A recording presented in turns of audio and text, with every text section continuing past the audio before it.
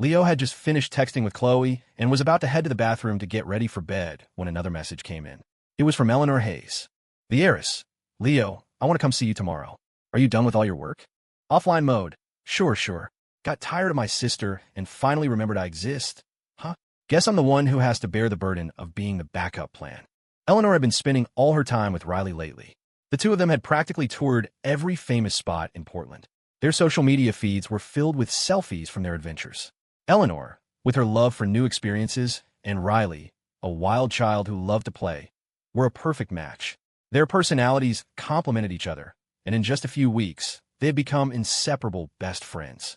The heiress, well, Riley's professor is cracking down on her, so she can't skip class to take me out anymore.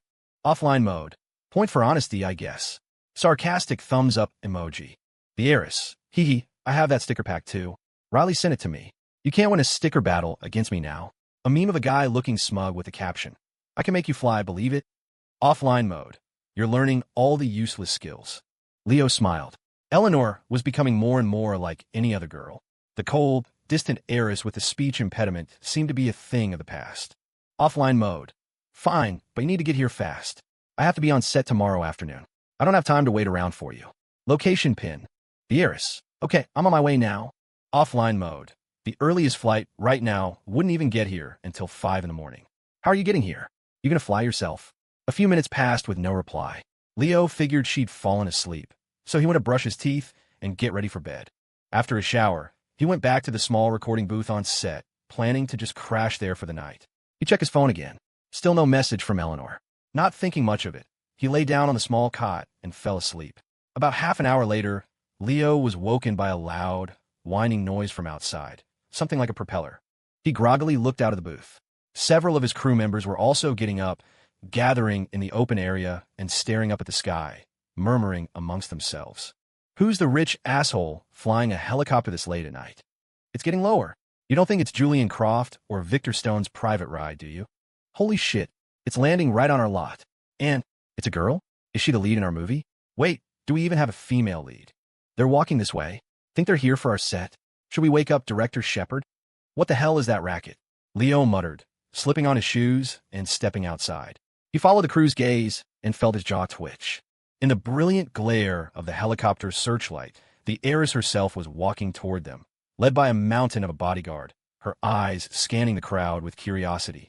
Leo. When she spotted him, a radiant, overjoyed smile broke across her face, and her pace quickened. Hey, long time no see. She threw herself into his arms, her eyes shining with a familiar dependence he hadn't seen in a while. How did you get here so fast? It hasn't even been 2 hours, has it? Leo asked, confused. What is that thing, a teleporter? Silly. Helicopters aren't as fast as planes. I took my dad's private jet first, she explained casually. Jet to a helicopter, of course it's fast. And what's a teleporter? Damn. And here I was thinking you just shelled out a fortune for a scalp ticket, Leo said with a sigh. I guess poverty really does limit the imagination. Mr. Shepard will be waiting at a nearby private airfield, the bodyguard said respectfully. If you and Ms. Hayes have any changes to your itinerary, please let us know. Got it, Leo said. He'd have to give the heiress a little more credit from now on, showing up in jets and helicopters. That was some next-level shit. Eleanor's innocent explanation stunned the crew members who were still lingering nearby. Not only did she have a private jet in Portland, but she also had a private helicopter waiting for her in Florida.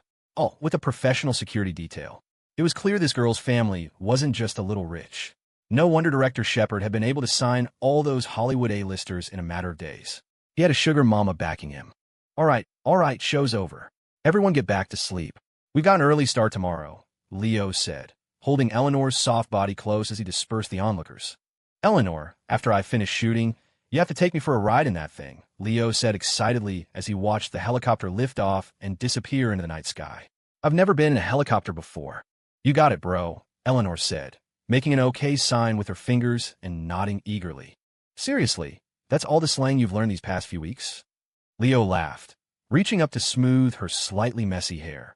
In the moonlight, her exquisite face seemed even more captivating. Leo, did you miss me at all? The affectionate gesture made Eleanor smile.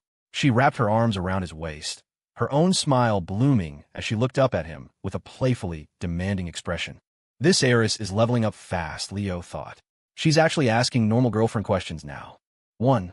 Turn the tables. You first. Did you miss me? Or did you forget all about me while you were running around with my sister? Recommended 2. Be honest. I've been so swamped, I've barely had time to text my other girlfriends. Where would I find the time to miss you? Not recommended 3. Cater to her tastes. A spoiled little flower who's finally figured out how a middle schooler thinks. A rich little bitch who gets off on being submissive. You think you're worthy of me missing you. Strongly recommended. Wait, what's with recommended versus strongly recommended? Leo froze. He'd never seen the upgraded system give more precise guidance before. But could he really choose option 3? Even if the heiress was into that kind of thing, saying it now, in such a tender moment, wouldn't it be way too hurtful? You. What is it? Eleanor blinked, curious at his hesitation. You. A spoiled little flower who's finally figured out how a middle schooler thinks. A rich little bitch who gets off on being submissive. You think you're worthy of me missing you. Leo forced the words out in a single, heart-pounding rush. He watched, breathing heavily, as Eleanor's eyes went wide with shock. It was the first time he had ever said something so insulting, so degrading, directly to her face. Shit, did she take it seriously? Leo thought, watching the heiress stare at him in stunned silence. He was already starting to regret choosing option 3. It made sense, really. She was becoming a normal person now. How could she possibly still be in such an intense dynamic? Just as Leo was about to say something to smooth over the awkwardness, Eleanor suddenly hugged him tighter. She buried her face, now burning hot, in his chest and mumbled, her breath coming in short, ragged gasps. Leo, you're so awful, saying things like that to me. Ding. Eleanor Hayes' affinity has increased by 10 points. Current affinity, 83. Please continue your efforts. Leo couldn't see her expression and thought she was genuinely angry. But when he heard the system's notification, a wave of understanding washed over him. The heiress wasn't mad. She actually liked being treated this way. So you like it when I talk to you like that? Leo stroked her head, feeling the heat radiating from her skin. She was clearly worked up. Yes, Eleanor, ever direct, answered excitedly, her voice tinged with a sort of suppressed grievance. It was as if she were blaming him, as if he were the reason she'd become this way, and now he had to take responsibility for it. I can't believe I ever doubted the system, Leo thought, shaking his head with a wry smile. It seemed he couldn't treat the heiress like a normal girlfriend. It was a bit strange, but a little kink between a couple was perfectly normal. As long as they were both into it, what was the harm? As Maya had taught him, you don't say anything. I don't say anything. So who's ever going to know? Leo held Eleanor by her slender waist and commanded in a tone that was half serious, half tender. Eleanor, look up. Open your mouth. She lifted her flushed face, her cherry lips trembling as she parted them slightly. Like this? She whispered. Good girl, Leo praised, pleased. He leaned down and gently kissed the obedient, pliant heiress. Eleanor was ecstatic. This was her ideal Leo, tender when he should be, but willing to be rough and bully her whenever he wanted. Ding! Eleanor Hayes' affinity has increased by 5 points. Current affinity, 88. Please continue your efforts. Listening to the system's prompts and feeling the heiress grow more passionate and demanding in his arms, Leo realized that if he'd been choosing option 3 all along, her affinity would have probably hit 100 ages ago. Leo, I love you like this, Eleanor murmured, leaning against him, completely spent and gasping for air. Should I be like this from now on? Leo asked, stroking her hot cheek, a new sense of anticipation building within him. He felt his own mood starting to align with her peculiar tastes. Yes, Eleanor breathed, her eyes hazy. She nuzzled her smooth cheek against his large hand, a joyful excitement mixing with the dreamy look in her eyes. If she'd been wearing heart-shaped contacts, it would have been the perfect picture of a hopelessly smitten girl. The next morning, the bustling sounds of the crew outside the recording booth woke Leo up. Today, he had to go over the script with a few of the stars. Shooting would officially begin in the afternoon, and the crew wasn't wasting any time. The sounds of equipment being moved, discussions about filming locations, and the rumble of transport trucks filled the air. Leo stretched, and his right elbow immediately met something soft. He turned his head. The heiress was curled up beside him, sleeping soundly. He felt no awkwardness. He simply withdrew his arm and thoughtfully pulled the small blanket up over her. They were a couple, after all. He'd explored that territory plenty last night. Accidentally revisiting it wasn't a problem. He could march right back into that forbidden zone without a second thought if he wanted to. Who's really training who here? He thought with a smirk. remembering some of the things he'd commanded her to do when he'd gotten carried away last night. After gently brushing a stray strand of hair from her face, Leo left the booth. His career was just taking off, and they were in a pretty basic setup on set. He wasn't going to do anything more with the heiress right now. A makeout session was about as far as it would go, but he could clearly feel that the day he and Eleanor would take that final step was getting closer and closer. Around noon, several well-known Hollywood A-listers began arriving at the set. Leo, Derek Flynn, and the other department heads greeted them warmly. These were seasoned, second- and third-tier actors whose talent far outshone their celebrity status. Derek and the others were nervous, but managed to say what needed to be said. The older generation of actors had an undeniable professionalism and work ethic. They didn't put on airs or act superior just because Leo's production was new and unknown, none of the entitled nonsense you got from trending young stars. Once they signed a contract and got paid, these veteran actors were just like any other performer, ready to follow the director's lead. Around 1 in the afternoon, when the two superstars, Julian Croft and Victor Stone, arrived, the real tension set in. Everyone except Leo, from Derek to the other department heads, became visibly anxious, their movements timid and deferential. These two had been at the top of their game for decades. It wasn't an exaggeration to say that most of the crew had grown up watching their movies. The idea of now working alongside them on a film was something they probably never could have imagined. Julian Croft, guided by his agent, shook Leo's hand with an apologetic smile. Director Shepard, so sorry we're late. The traffic was just awful. He spoke with a distinctive accent, a remnant from his early years in the industry. The more famous the star, the more down-to-earth they often were, unlike the younger actors who carried themselves with an air of entitlement. The veterans who had fought their way up knew the business. They were professional and, paradoxically, easier to work with. The lesser stars, the ones with a bit of viral fame, were the ones who thought they were special, causing trouble on set.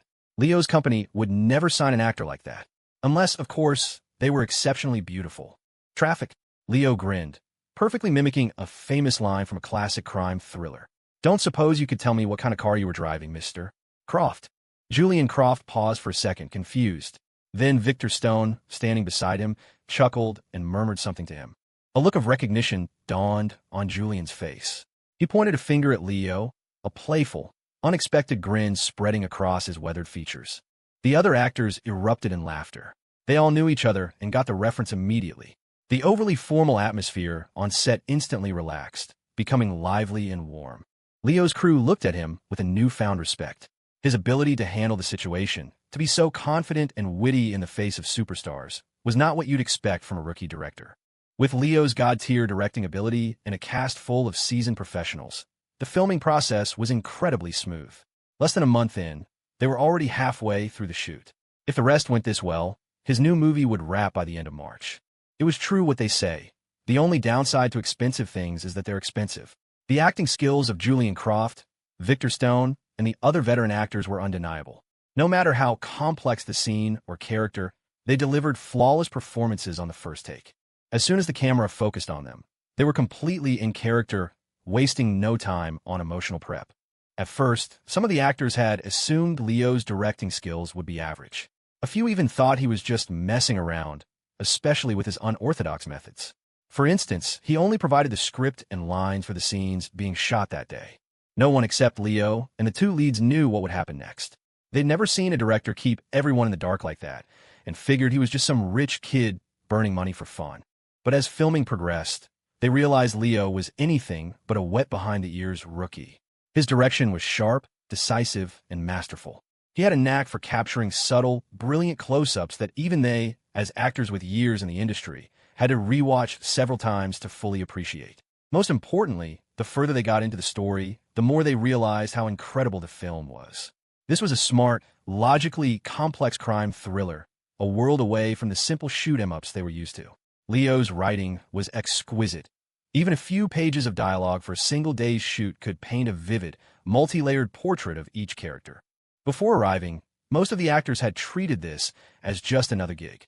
Now, they were all convinced this film was going to be a blockbuster. It wouldn't become box office poison due to some niche theme.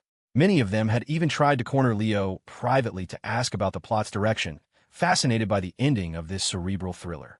But Leo kept his cards close to his chest. He wanted to create a sense of genuine shock, where even the actors didn't know their own characters were undercover. It was a dense, brain-burning film. If the actors who painstakingly brought their roles to life couldn't see the twist coming, the audience would be absolutely blown away. And so, filled with anticipation, everyone on set was giving it their all, treating the unfinished film with the utmost seriousness. After all, if the movie was a massive success, the actors involved would reap the rewards in exposure and fame. In an era where online traffic was king, that translated directly into endorsements and commercial deals. Thanks to the star power of the A-listers, Leo's production company, Ingenuity Media, was already gaining significant exposure. Paparazzi and local fans surrounded the set daily, forcing Leo to dispatch security to maintain order. The company's marketing team seized the opportunity, creating official accounts on every major social media platform. They knew what audiences wanted. They edited and posted short clips of the stars' behind-the-scenes antics, dropping tantalizing hints about the new movie. In just 1 month, their TikTok account alone gained nearly 2 million followers. While most of those followers were there for the stars, not the company, Leo didn't mind riding their coattails. As long as his company got exposure, he was happy to piggyback on their fame. Making money was the goal, and there was no shame in that. He also had the marketing team spend heavily to promote the film. Lately, every short-form video platform was saturated with teasers and behind-the-scenes clips. Even Harrison Hayes, Eleanor's father, heard about the project and sent the head of the Hayes Group's marketing department to meet with Leo. Now, every available ad space under the Hayes Group umbrella, from billboards to online banners, featured posters and ads for Leo's movie. The advertising effect was maxed out. Many established directors and industry bloggers thought Leo was making a desperate, all-or-nothing gamble. The kind of promotional push he was engineering would easily cost over $100 million. For a new director's debut film to have such a massive budget was unheard of. If the movie failed to meet expectations, the financial losses would be catastrophic and the company's reputation would be ruined.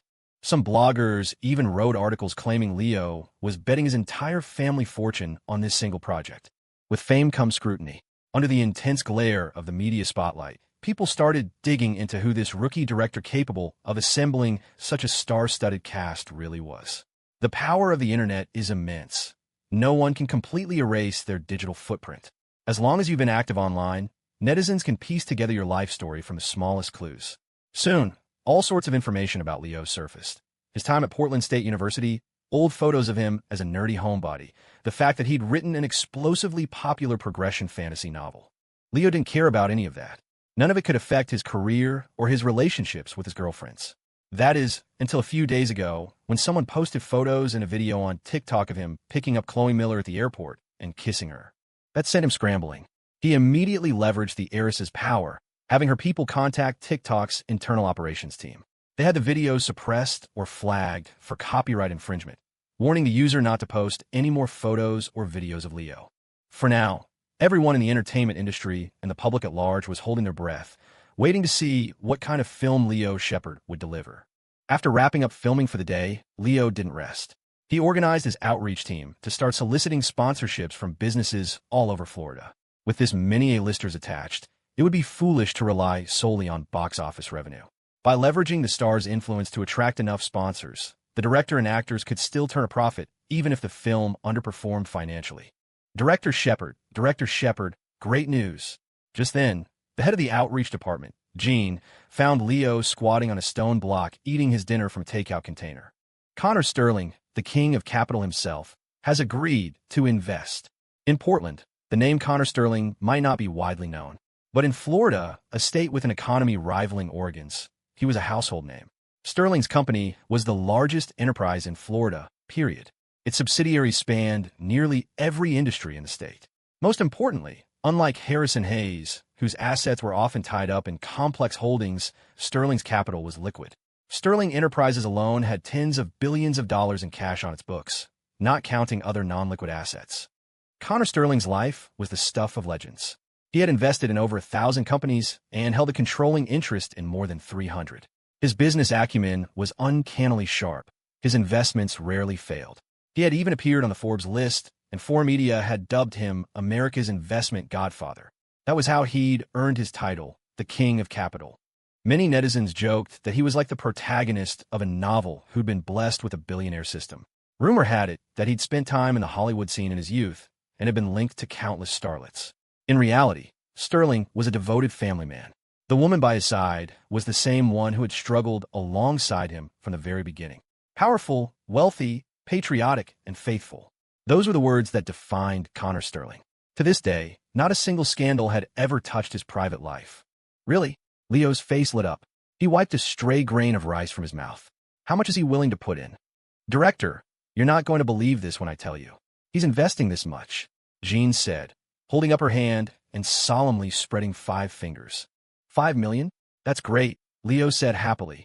After the movie wraps, I'll give everyone in the outreach department a big bonus, personally. Not 5 million, director. Jean quickly shook her head. Not 5 million. Don't tell me it's 50 million? No way, are you serious? Leo froze for a second, then his eyes widened. Did his agents say what they want to promote? Make sure you didn't fall into a contract trap. Some product placements can really mess with the quality and tone of a film. Sponsorships were essential for movies, but it was a simple transaction. A company invests money in your film, and you promote their company or product in return. Leo's film was a complex, gritty crime thriller. If he took on an inappropriate sponsor and awkwardly shoved their product into a scene, it would absolutely ruin the movie's integrity. It's not 50 million. It's 500 million. Jean confessed, her voice trembling. Wait, what did you say? 500 million. Leo tilted his head in disbelief. Even Eleanor, who had been quietly eating beside him, was startled and looked up with wide, curious eyes. That's right. $500 million, Jean confirmed, her voice a mix of excitement and certainty. What does Sterling Enterprises want? Leo wasn't excited by the insane investment amount.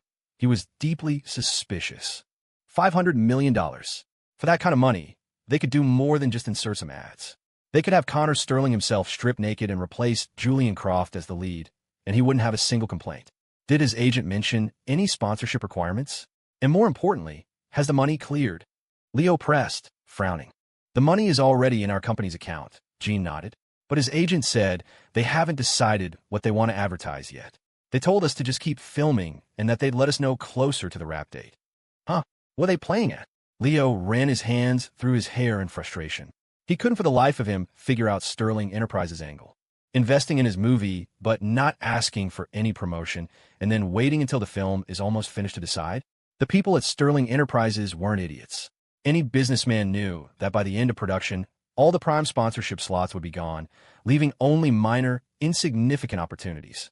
It couldn't be one of those cliché stories where some old tycoon sees a reflection of his younger self in a rising star and decides to invest out of pure sentiment, right? That was too melodramatic. Even cheap romance novels didn't use that trope anymore. Leo asked again, "Are you absolutely sure there are no loopholes in our sponsorship contract?" "Positive," Jean said firmly. "It's identical to the contracts we have with all our other sponsors. There's no way we missed anything." "This is just weird," Leo muttered to himself, arms crossed in thought. He then told Jean, "You can go, but remember, don't touch that money. Not even if finance is short on cash." "Understood," she said and left. After she was gone, Eleanor stood up, dabbed at her glistening lips, and asked curiously, "Isn't it a good thing that someone invested so much money in you? Why you look so unhappy? You're so naive." "This industry is a shark tank," Leo said, instinctively wiping a smudge of grease from the corner of her mouth and popping a stray grain of rice from her lips into his own.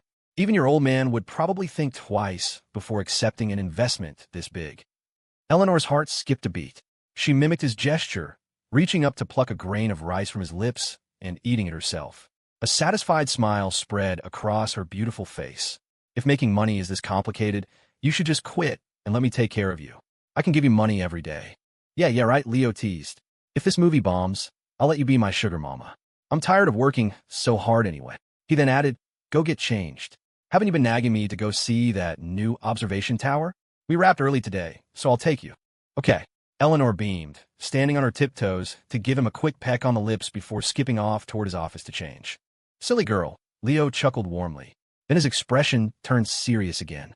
"If I could just see the guy in person," he muttered, "I'd know what his game is." Leo's eye of truth ability required him to see a person or object with his own eyes to analyze them. Sterling Enterprises' actions were just too strange. No matter how he looked at it, he couldn't figure out their motives. If he could just get a face-to-face with Connor Sterling, he'd know exactly what was going on. The Starlight Spire was one of Florida's landmark buildings, famous for its unique design and breathtaking height. It had a completely different charm from the iconic skyline of Portland. From the top, you could see the whole of the sprawling metropolis, feeling the city's vibrant energy. From a distance, the tower resembled a slender, twisting waist. Up close, its intricate, interwoven structure was a marvel of technology and art. Inside, multiple observation decks offered panoramic views of the bustling city below. After exploring the various attractions, Leo and Eleanor boarded the highest Ferris wheel in the world, situated at the very top of the tower, 1,500 feet in the air. Eleanor was overjoyed the entire evening. In Leo's experience, the heiress was remarkably easy to please. A simple trip to an amusement park was enough to make her ecstatic. Wow, it's so high, Leo. Is this really the highest Ferris wheel in the world? Inside the cabin, Eleanor knelt on the seat, her mouth agape in wonder as she looked down at the glittering city below. Holy shit, I can't even see the people down there. Leo's mouth twitched, and he couldn't help but laugh. Hey, can we maybe not curse them out? What do the people down there ever do to you? Hee sorry. It just slipped out. The heiress giggled, snuggling against his arm playfully before turning her radiant face up to his. Leo, she asked expectantly, are we like dating? Is that even a question? What did you think we've been doing, playing house? Leo rolled his eyes and took a sip of the boba tea she was holding. Then when are you going to sleep with me? She asked, blinking with wide-eyed innocence. Cough, cough, cough. The question hit Leo so hard he nearly choked to death on a mouthful of boba tea. After a few violent coughs, he managed to ask, his voice strained with disbelief. Okay, what game are you playing now? What game? Eleanor looked at him curiously, a hint of adorable cluelessness in her expression. I mean, why bring that up out of the blue? Leo said with a pained smile. Did you watch some more of those makeup tutorials? I thought I told you to stop watching them. I didn't. I asked about it on Quora, and everyone said it's normal for couples to do that stuff, Eleanor explained. Besides, back at the hospital, didn't you say we could do it after I got better? Could you please not say things like that with such an innocent look on your face? Leo grumbled, his own face flushing. He really had no idea how to respond to the heiress's occasional unfiltered advances. You're so indecisive. It makes me wonder if you even like me at all, she muttered, pouting as she blew bubbles in her boba tea with the straw. You say you like me, but you won't do those things with me. It's making me lose my confidence. 1. You know my situation. If we actually sleep together, your old man will find out and force me to marry you. Not recommended, 2. Things like that are all about the mood. Besides, I've been super busy lately. Can we talk about it after I'm done with work? Recommended, 3. Actions speak louder than words. Slap her across the face and satisfy her right here in the Ferris wheel. Strongly recommended. Things like that are all about the mood, Leo said, putting an arm around her shoulder and comforting her gently. And you've seen how busy I've been. How about we wait until I'm finished with all this? The Ferris wheel ride was only 15 minutes long, and there was a camera right above their heads. Leo had zero interest in putting on show. Really? You're not just saying that? Eleanor asked, still skeptical. She wasn't some desperate girl.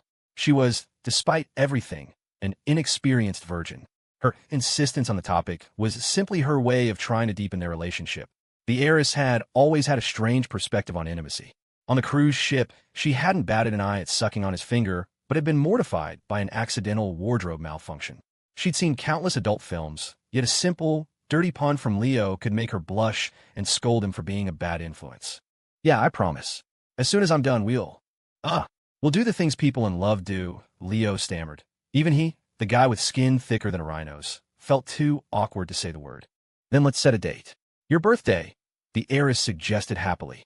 On your birthday, you can come over to my house. I'll throw you a party, and then you can come to my room. I'll have lots of props ready, and then you can use them to MMPH. Okay, that's enough. Let's not get too graphic. Leo quickly covered her mouth with his hand. A thought suddenly occurred to him. Wait, how do you know my birthday? Leo himself usually forgot his own birthday, unless his parents or sisters reminded him. My dad did a background check on you. I had him give me the file. Eleanor said smugly. Your birthday is May 26th. You're a dragon. Your dad's name is David Shepard. Your mom is Sharon. You have 2 sisters named Riley and Sophie, and you live at. All right, that's enough. You've got my entire life story. Leo cut her off with a laugh. After a moment of thought, he agreed. Fine. On my birthday, I'll come to your place for dinner. Okay. Eleanor beamed, not seeming to find their arrangement the least bit strange. Oh, right. My birthday, Leo thought. Do my other girlfriends know about it? If they did, he'd have to split himself into pieces trying to celebrate with all of them. It would be a repeat of last year's Valentine's Day disaster. As a player, he had royally screwed up that day, even committing the cardinal sin of regifting Lily Reed's present to Chloe. The memory still made him cringe, and since then, he'd meticulously memorized every important relationship date. He even knew the exact number of days he and Chloe had been together. Yeah, I need to test the waters, he thought, making a mental note to discreetly probe his other girlfriends. Leo, look, Eleanor pointed at the Ferris wheel cabin ahead of them, her voice filled with excitement. Leo followed her gaze.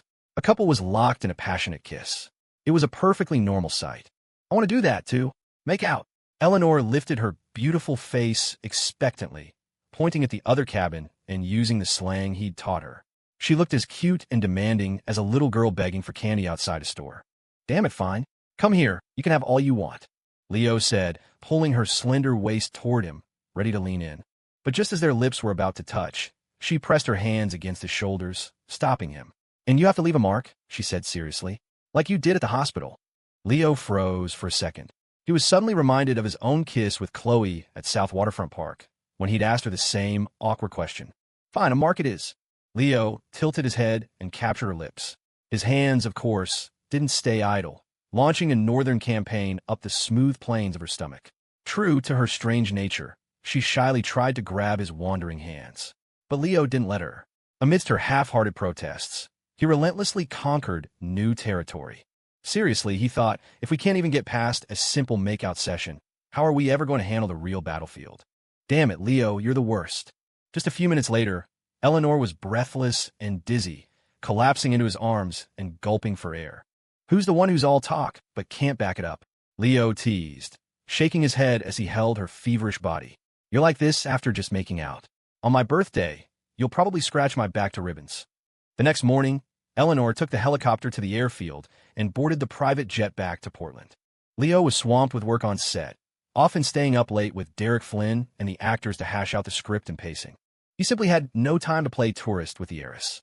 After she left, Leo threw himself completely into his work, going weeks without so much as a flirtatious text with any of his girlfriends.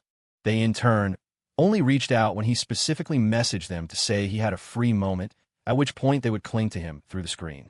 His girlfriends were all remarkably understanding. While he was focused on his career, they seemed to have an unspoken agreement not to bother him, worried they might disrupt his progress. Women like Isabel and Lily, with their gentle, nurturing personalities, would send him texts asking if he was eating well and staying healthy, their concern as warm and tender as a mother caring for a son working far from home. Chloe would also ask about his well-being, though usually just a few cursory lines. Their conversations were still dominated by playful, romantic banter, fitting for a couple still in the honeymoon phase. After all, Chloe wasn't born with the natural, saintly wife material that Lily possessed. Of all his girlfriends, though, his favorite person to talk to was his good little girl, Maya Pierce. When chatting with the others, except for the mature and composed Isabel, Leo often found himself unconsciously managing their emotions. It was a habit he developed during his transformation from a shy nerd into a player. His girlfriends, in their sweet innocence, would simply bask in his affection without actively providing much emotional value in return. Maya was different. The retired e-girl was a master of conversation and emotional support. The atmosphere when talking to her was always delightful. But the main reason was simple. She called him Daddy. What man didn't dream of that? The way she'd draw out the word, so sweet, it was practically dripping honey, always made Leo's heart flutter. He was starting to get used to the title. More importantly, she wasn't just doing it for show. Her voice wasn't the fake, high-pitched squeal of some clout-chasing wannabe.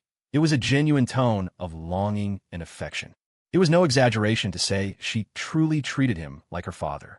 Sometimes, when talking to her, Leo would get the strange feeling that he was speaking to a long-lost daughter. The long days of filming bled into one another. Finally, at the end of April, in the elevator of Florida's most famous international financial center, the final scene of Leo's new movie was shot. Victor Stone's character was gunned down, and Julian Croft's character was arrested. As the character was led away, the camera held a close-up on the dead man's body for a few seconds before the elevator doors slowly slid shut. In the recording booth, Leo pumped his fist in triumph. Cut. That's a wrap. At Leo's command, a collective sigh of relief, held in for months, erupted from the entire crew. Some cheered for the two legendary actors' god-tier performances, while others celebrated the end of more than 3 long months of hard work. The set was filled with a cacophony of congratulations and happy chatter. "Leo, that was a one-take wonder, right?" Julian Croft, still in a sharp suit, rushed into the booth, grinning like a kid showing off. Over the course of the shoot, his address for Leo had shifted from the formal director Shepard to the much more intimate Leo. It was a common sign of camaraderie, a way of showing they were like brothers. At first, Julian and the other actors had treated Leo with professional courtesy. But the more they worked with him, the more they realized this young director was something special. His directing skills were outstanding, but his emotional intelligence and communication were on another level. He knew exactly how to talk to different people, finding the perfect balance. Whether the topic was work or hobbies, Leo's solid grasp of the subject and his warm, engaging manner drew people in. He had a natural charisma, an ineffable charm that made him incredibly popular. After spending any amount of time with him, most people felt a sense of immediate connection, as if they'd known him for years. Even a superstar like Julian Croft had let down his professional guard around Leo, becoming playful and occasionally cracking jokes. They had even exchanged personal numbers, making plans to grab dinner the next time Julian was in Portland. "That was perfect, Julian." Leo gave him a thumbs up, slipping effortlessly into the local slang. After spending so much time with the cast, it was impossible not to pick it up. They chatted in the booth for a while, and then Leo slapped his hand on the console. "Right, you're heading back home tomorrow, aren't you? Don't forget to send the invoice for the location fee to my finance department." The International Financial Tower was one of the most prestigious commercial buildings in the state, occupied by high-end financial firms. It wasn't open to the public, let alone available to be rented out for a film shoot. But Leo had fallen in love with the building's layout, especially its expansive rooftop. From a moment he saw it, he knew it was the perfect location for the final scene. He had tried several times to rent it, but the building's owner wouldn't even meet with him, let alone discuss a price. The older generation that was highly superstitious, and the owner worried that if the movie flopped, it would bring bad luck to his building. In the end, it was Julian who had called in a few favors with his local contacts to secure the location for Leo. "Ah, don't worry about it." Julian waved his hand dismissively. "Consider it a friendly gesture. Next time I'm in Portland, you just have to buy me dinner." "Are you sure?" Leo asked, his smile a mixture of gratitude and polite protest. For Julian, the fee was pocket change, and insisting on paying him back would feel too formal and distant. "Yeah, it's settled. My agent's calling me. Talk later." Julian stood up, patted Leo on the shoulder, and couldn't resist a final jab as he left. "Leo, your accent is starting to sound more and more local." "You think so?" "I do." Leo laughed. "Haha, oh, maybe I got an old man around here I don't even know about." With the film shot, the long process of post-production began. The movie's sensitive crime theme and content would require a lengthy review process. Once it passed inspection, the marketing department would have to choose the right release date. All in all, it was a bureaucratic nightmare. Given the genre and the fact that Leo had no connections in the review boards, he figured the approval process alone would take over a month. Taking advantage of the downtime, Leo brought his team back from Florida to Portland. For the next month, he and the cast would be touring various cities for promotional events and premieres. The marketing department estimated that the movie's release would likely fall a few days after Leo's birthday. He didn't tell any of his girlfriends he was coming back today, not even his parents. His situation was complicated. If a girlfriend met him at the airport and they were photographed being affectionate, it would trigger another frantic wave of damage control to get the pictures taken down. Zach was on the flight with him. He had been working on set the entire time. Zach's skills weren't quite at a professional level yet, and since this was the company's debut film, Leo hadn't trusted him with a lead cinematographer role. Zach had worked as a camera assistant, essentially a gopher for the main DP. Leo wasn't about to hand such a crucial job to his best friend just because they were close. Sometimes, business is business, even between brothers. Zach didn't mind. He was there to learn and gain experience. For a simple web series or a shoot with a lower-tier celebrity, his skills were adequate. But when faced with a major star, his hands would shake like a leaf. It had taken him days to work up the courage just to ask Julian Croft for an autograph, let alone film him one-on-one. Still, the trip to Florida had been a success for Zach. He learned a lot from a lead DP and had gotten his signed photo with the superstar. He was returning home a happy man. "Zach, you still simping for Jenna?" Leo asked, leaning back comfortably in his seat and turning to his friend, who was noticeably tanner. "How are things between you two?" "Dude, keep your voice down. The whole team is here," Zach hissed, quickly looking around nervously. He had been happily admiring his collection of photos with the celebrities, but Leo's question made him anxious. He was terrified of his co-workers finding out about his precarious relationship. Zach himself found his reaction strange. A relationship was supposed to be a good thing, something to be proud of, not a shameful secret to be hidden away. But his relationship with Jenna felt weird. He didn't want anyone to know about it, as if he were trying to protect a fragile, dying flame. Leo knew exactly what was going on in Zach's head. He didn't want to let go of this hard-won relationship, but deep down, he knew it was doomed. He was trapped in a state of constant anxiety, desperately suppressing the truth he didn't want to face. That was the classic simp mindset. They knew they were being played. They just couldn't bring themselves to cut the cord. Before the term simp existed, Zach's foolish behavior would have just been called devotion. Leo sat up, feigning surprise. Don't tell me you still haven't even kissed her yet. We've been in Florida this whole time, and she's been busy with work. We haven't had a chance to see each other. We've barely even texted, Zach explained evasively. Yeah, it's almost over, Leo thought. They hadn't seen each other in months and barely communicated. It sounded less like a relationship and more like a transaction. For all he knew, Jen had already found someone new in Portland.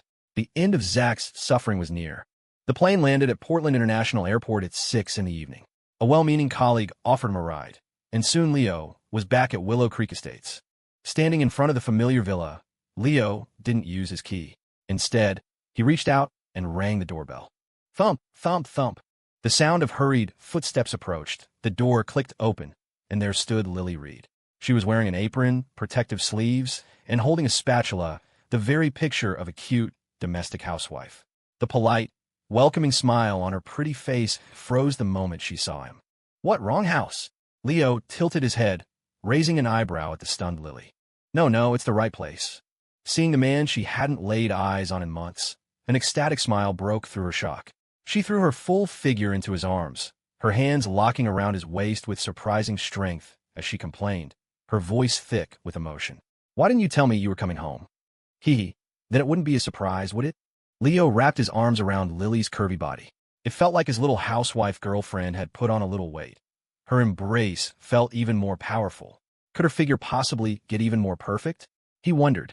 Leo, hearing the commotion at the door, Maddie and Grace came running from the living room on their short legs. Maddie beamed, her arms outstretched, bouncing on her toes for Leo to pick her up. Grace just stared with her big, round eyes at the man holding her sister, a hint of longing in her own gaze. Grace was more mature than Maddie and was beginning to understand everything Leo had done for her family. She knew their current life of comfort was thanks to him. Combined with her pre-existing crush, the anger she'd felt toward him had long since faded. Why didn't you send a text? Isabel Vance came out, also wearing an apron. The words slipped out instinctively. The mature woman had been thinking about this young man for months, too. Realizing her words might sound possessive, she cleverly added, Lily here has been talking about you nonstop these past few days. I miss you guys, too, Leo said happily, releasing Lily and squatting down to scoop up both little girls, one in each arm. Maddie, how's elementary school? Are you paying attention in class? I got a 70 on my math test yesterday, Maddie announced proudly. Mommy even bought me a chocolate cake. Is that so? And what about you, Grace? 100. Grace mumbled shyly, her big, round eyes darting away from Leo's gaze toward her sister, as if silently pleading for help. Her bashful, sweet demeanor was the spitting image of her older sisters. Yeah, I just got home. Let's do the first press conference at the P10.Mom sound stages. Get the paperwork started, and I'll have someone smooth things over. Mr. Gua, your department is in charge of post-production editing. I need you all to be on your A-game, right? Send me the rough cut in a couple of days. Jean, make sure you have a solid plan for the sponsorship funds. Don't let anything go wrong. They're our lifeblood right now. After the 5 of them finished dinner, they relaxed on the sofa together. The 2 little girls sat on small stools at the coffee table, chatting and laughing as they did their homework. Lily and Isabel sat on either side of Leo, quietly listening as he took calls with his department heads. The small household, once run by 2 women, felt complete and peaceful with the young man's presence. Just the sound of Leo's confident voice was enough to make them feel secure, filling them with a sense of what a real home felt like. Lily and Isabel were similar in that way. They were both women who cherished a warm family atmosphere and, deep down, loved to be close to their man. The way the 2 of them looked at Leo was filled with a tender, simmering affection that was ready to ignite at any moment. Leo had been so busy in Florida that he completely neglected his appearance. His hair had grown long, and his nails were overdue for a trim. Lily sat to his right, patiently and tenderly clipping his nails one by one. Whenever she had to apply a bit more pressure, she would instinctively look up at his face. Only after seeing he didn't flinch did the considerate girl continue. Ugh, it's about to get busy again, Leo sighed, setting his phone aside. His left hand brazenly found and enclosed Isabel's warm, jade-like hand. Leo was tall, and Lily was focused on his nails, her head bowed. Unless she sat bolt upright and craned her neck, she wouldn't see what was happening on his other side. Is making a movie always this complicated? Isabel asked. Uncharacteristically, she didn't pull her hand away, even with Lily right there. Instead, she gently squeezed his hand back. The landlady's longing for him was clearly overflowing. Leo looked at her, and a faint blush crossed her cheeks, but she didn't let go. You have no idea. In a few days, I have to start touring for press conferences and promotions, Leo said with a proud smile, lightly tracing the inside of her palm with his middle finger. This little bastard. The landlady cursed inwardly, her heart racing. You're going to be busy again? Lily looked up, her voice tinged with disappointment. She looked like a pouting wife, utterly adorable. Not for too long, Leo explained patiently. Once the movie passes review and gets released, I'll have a break. I'll stay home and spend every day with you then. Okay? Okay. A satisfied smile finally graced Lily's face. Isabel. The sound of Lily's voice made Isabel jump. Guilt-ridden, she yanked her hand away from Leo's and forced a nervous smile. What is it, Lily? Here. Lily handed the nail clippers to Isabel. She glanced at the two girls at the coffee table and smiled softly. You do Leo's left hand. It's hard for him to do it with his right. It's getting late. I'll take them upstairs for their bath. Oh, okay. Isabel took the clippers nervously, assuming Lily had seen them. Did something happen while I was away? Leo asked, watching Lily's tall figure retreat. He was completely baffled. Lily, who was usually so clingy, was willingly letting another woman clip his nails? What could have happened? I have to take Maddie to school and deal with things around the complex, and Lily has to study when she gets back from class, Isabel said, patiently trimming his nails. Without you here, we barely have time for anything. The most we do is go grocery shopping together on the weekends. That's strange, Leo muttered thoughtfully. Could it be that Lily was actively signaling to him that he didn't have to hide things with Isabel? That she was okay with this kind of relationship? Unfortunately, Leo couldn't check Lily's affinity score toward Isabel. If he could, he would have laid his cards on the table with her ages ago instead of sneaking around. Maybe by now, they could all be sleeping in the same bed. If we can't pass the initial review, I'll find someone to pull some strings. Mr. Gua, don't even think about cutting anything yet. We can't compromise the integrity of this film. Leo, fresh from the shower, was sitting up in bed, discussing the press conference with his department heads in the company group chat. Making a movie was a complex business. Outsiders thought you just filmed it and then released it to make money. In reality, the series of steps after filming were the most complicated and crucial. Take the initial review board, for example. If your film failed, with luck, it would be held up for a few months before being released. With bad luck, a more controversial film might have to be heavily censored and could be stuck in limbo for years. Just then, Lily came out of the bathroom.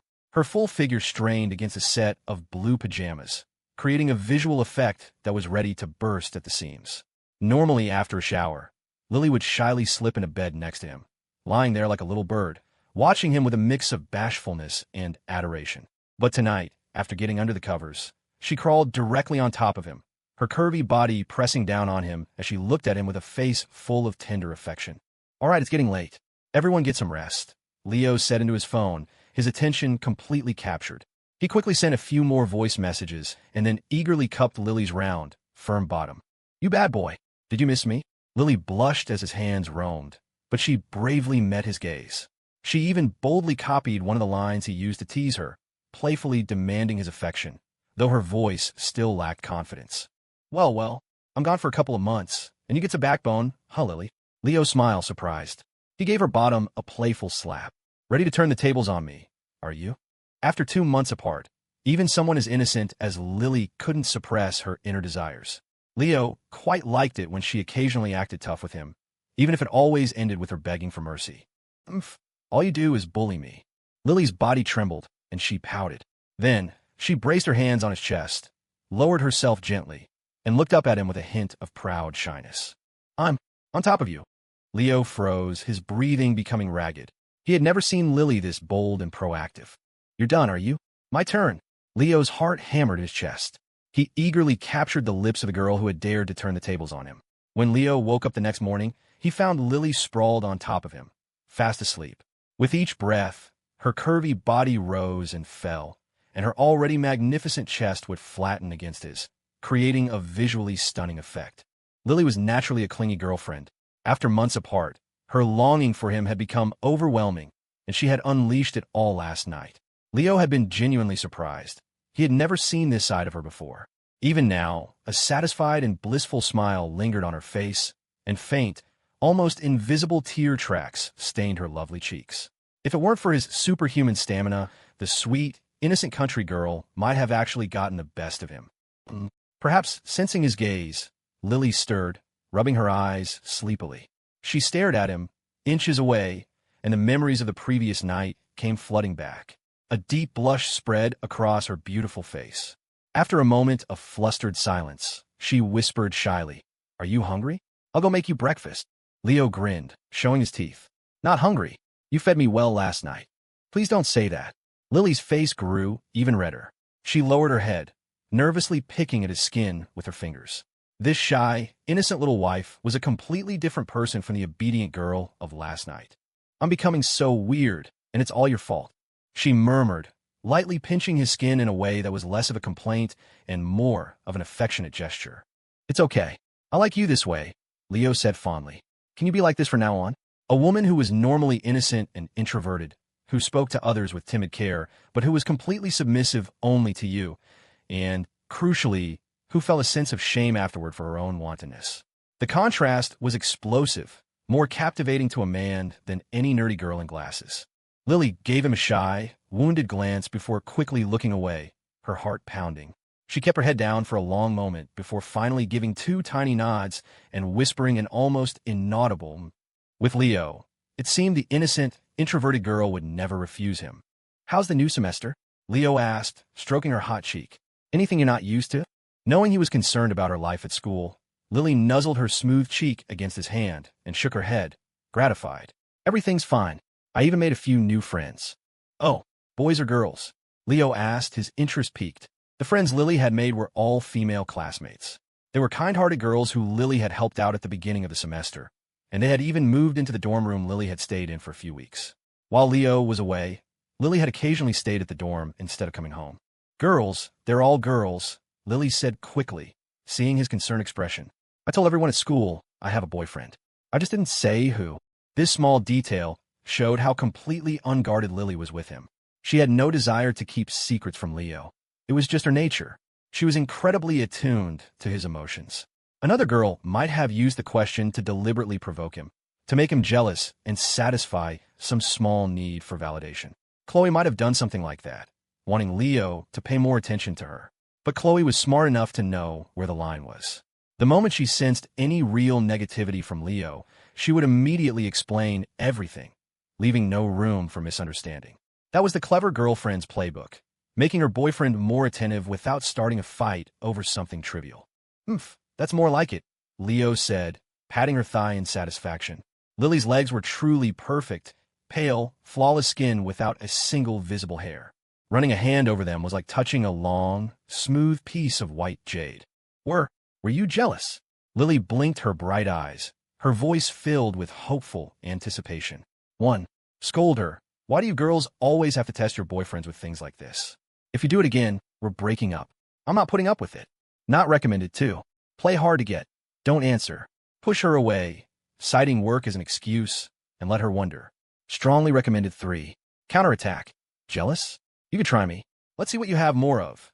Reasons to be jealous or what I have more of, girlfriends. Not recommended. What do I have to be jealous about? Leo shrugged nonchalantly, though his tone was laced with obvious jealousy. If you don't like me anymore, we'll just have to go our separate ways. I don't have any right to be jealous, do I? I do like you. Lily sensed the shift in his mood and grabbed his hands, which were reaching for his clothes on the nightstand, her heart pounding in her chest. I'm yours for my whole life. I'll never like anyone else. Please don't be mad, okay? I was wrong. Then why would you ask me something like that? Leo pressed, playing dumb. Don't you know that's the worst kind of thing you can bring up in a relationship? I just wanted you to care about me more, Lily confessed honestly. As innocent as she was still a young woman in the throes of first love. She wanted this bad boy of a boyfriend to pay more attention to her. Looking at her earnest, guilt-ridden face, Leo opened his mouth to say more but stopped. He had been planning to lecture her a bit longer, but her straightforward, heartfelt confession completely disarmed him. "You're such a dummy. If I didn't care about you, would I be lying in the same bed with you?" With Lily, Leo was always all bark and no bite. He gave her thigh another playful slap. "Besides, have you put on some weight lately? You're crushing me." A little," Lily admitted, pouting with a mix of shyness and reluctance. "What? I was kidding. You really have?" "I can't tell." Leo did a quick scan with his eye of truth. Her weight had indeed increased slightly, a result of her new, stable lifestyle and diet. The fact that Lily had maintained such a stunning figure, even when she was living in poverty, meant her body was just naturally gifted. Now that her life was so much better, it was impossible for her not to gain a little. What was strange was that she didn't look any different to him. The weight didn't go to my waist," Lily mumbled, her face turning crimson. Leo's gaze drifted downward to Lily's spectacular figure. He couldn't help but laugh. "If you keep this up, how are other girls supposed to compete? You'll scare off all your new friends." "I can't help it," Lily mumbled, frustrated. Only women with similar figures could understand the daily hassles that came with a chest like Lily's. Toothpaste foam always dripped on her shirt collar. Food crumbs constantly fell into her cleavage. She couldn't see the stairs beneath her feet when walking down. She always had to buy the largest bra size available. She couldn't even run or do strenuous exercise. The list of inconveniences was endless. A large part of her insecurity stemmed from her exaggerated proportions. Do you hate me like this?" she asked, instinctively rubbing her chest as she looked at him with worry in her eyes. To be honest, it is a bit much. It could cause a lot of health and safety issues. Maybe we should look into getting you a reduction surgery." "Not recommended, 2. I love you no matter what you look like. Besides, our future kids will never hate having a mom like you." "Strongly recommended, 3. Hate it? Never. I've always liked them big. The bigger, the better. The kind that could suffocate me are the best. You need to keep up the good work." Recommended. Option 2 analysis. First, express satisfaction with her current figure. Then, use the prospect of future children as a way to subtly hint at your intention to marry her and start a family. "I love you no matter what you look like," Leo said with a grin. He leaned in and gave her a loud, satisfying kiss, his words muffled against her skin. "Besides, our future kids will absolutely never hate having a mom like you. You're the worst." Lily scolded him, her voice as soft as water. She hugged his head with a look of pure adoration and shyness, her eyes filled with hope for their future and a deep reliance on the man before her. The body she had once considered a burden had now, in this moment, become her most powerful weapon. Ding! Lily Reed's affinity has increased by 10 points. Current affinity, 90. Please continue your efforts. Half an hour later, they showered together, and then Lily went to make breakfast. Just as she was finishing up, Maddie and Grace came into the living room. Maddie habitually walked over to Leo on the sofa, while Grace, out of reflex, rolled up her sleeves, revealing her pale forearms, and went into the kitchen to help her sister. These simple actions highlighted the different worlds the two girls came from. If Leo hadn't brought them together, they might never have lived under the same roof. As Leo tied Maddie's hair, he asked, "Maddie, where's your mom? Why isn't she up yet?" "Breakfast is almost ready. Mommy didn't sleep at all last night," Maddie said with a lazy yawn. "She was just in bed when I got up. She told me to tell you she's skipping breakfast." "Oh, I see." Leo rubbed his nose awkwardly. The noises he and Lily had made last night must have been too loud and kept the landlady awake. Two women living together wasn't always going to be smooth sailing. Awkward situations like this were bound to happen. "I need to speed things up," Leo reminded himself. If he didn't get the two women to accept each other soon, things would only get more difficult. Only when they both accepted him could their living situation become truly harmonious. It was no exaggeration to say that if Lily accepted Isabel, he could probably sleep with both of them at the same time and wouldn't have to sneak around anymore. It was Saturday. After breakfast, the two little girls scampered upstairs to play on the iPad. Kids these days didn't have the same kind of childhood games. They had a dazzling array of electronic devices. After just a week of playing with Maddie, Grace was already hooked on the small TV that could play games and watch cartoons. It was a far cry from Leo's own childhood, catching cicadas, crawfishing, raiding birds' nests, playing with trading cards. Hell, they could flatten a few beer caps and play with them for a week. Of course, Leo and Isabel didn't see anything wrong with it. They just set time limits for the iPad to prevent the girls from getting nearsighted at a young age. Times change. If Leo were to travel back and meet his younger self, he was sure that if he handed him an iPad, little Leo would be just as mesmerized. After the meal, Lily was washing the dishes. Leo walked up behind her and gently wrapped his arms around her soft, tall frame. "Hey, honey, doing the dishes?" he said, stating the obvious. Lily hummed, her washing pace slowing. She loved the feeling of him holding her from behind. It gave her an indescribable sense of security. "TSK, TSK. No wonder you didn't want me to hire a maid," Leo said, glancing at the stack of clean, sparkling dishes beside her. "You get these so clean, a professional couldn't do better." "Oh, stop." Lily laughed, embarrassed, but her face glowed with pleasure. Ding! Lily Reed's affinity has increased by 5 points. Current affinity, 95. Please continue your efforts. Author's note: pay attention. Every word from here on is important. If you apply this and your girlfriend doesn't become more attached to you, you can come find me. If your partner is doing a task, especially a routine one that doesn't require full concentration, like washing dishes, this is your chance. As the boyfriend, stand by, make jokes, and get her to laugh. The emotional value you provide in that moment is worth more than 1,000 sweet nothings. For readers who don't get it, think of it this way. Imagine you're playing a video game, and a girl you like is sitting next to you, watching intently. You pull off an amazing play, get a pinnacle, and she's more excited than you are, shouting "nice one." Wouldn't you find that incredibly fun? It's the same formula. Leo was now taking the mundane task of washing dishes and turning it into a fun, flirty interaction, showering Lily with emotional value. And since Lily was already the type of girlfriend who loved to be close to her man, under this unexpected barrage of affection, even doing the dishes felt like a blissful experience. What kind of player is most irresistible to women? Sweet talk is just the beginner level. The true master is the one who can turn the small, everyday moments of life into opportunities for intimacy. A player isn't scary. What's truly terrifying is a player who is genuinely attentive to a woman and makes her fall head over heels for him. After leaving Willow Creek Estates, Leo drove toward the Timeless Impressions neighborhood. He wanted to check in on his adorable, lively girlfriend, Chloe Miller, and that other sweet girl who'd been clinging to him through text messages lately, Maya Pierce. As he pulled up to the front door, he could hear the two of them laughing and shouting inside. Sounded like they were in the middle of a console game. Leo pressed the doorbell, and the door quickly swung open. The same impossibly pretty face, radiating first love energy, peeked out. A pair of clear, bright eyes recognized him, and a cry of pure joy rang out. "Leo, you pig!" Chloe yanked the door open and launched herself at him, clinging to him like a koala bear, locking her arms and legs around the bad boy she hadn't seen in ages. "You jerk! What did you get back? Why didn't you text me?" "Hey, miss me?" Leo asked, instinctively cupping her firm backside and planting a happy kiss on her soft, cherry lips. "A little." Chloe tilted her head back, her white neck exposed, and admitted it with a proud, Sundra-like honesty. For a textbook case like her, to admit something like that meant she had really, really missed him. "Where's my, your best friend? Is she here?" "Yeah, we're playing a game." When they walked into the living room, Leo saw the two of them had indeed been playing a console game, Super Mario, of all the retro classics. Maya was sitting cross-legged on the sofa, controller in hand. Her eyes, when they met Leo's, were full of stunned shock and ecstatic surprise. Her whole body seemed to give a little shiver. Ever since Leo had crashed in her life, Maya had found a sense of security and belonging, and she had started dressing like any other girl. Most importantly, Leo had once mentioned offhandedly that he liked long hair. So, Maya had grown hers out into a beautiful, silky black curtain that flowed over her shoulders.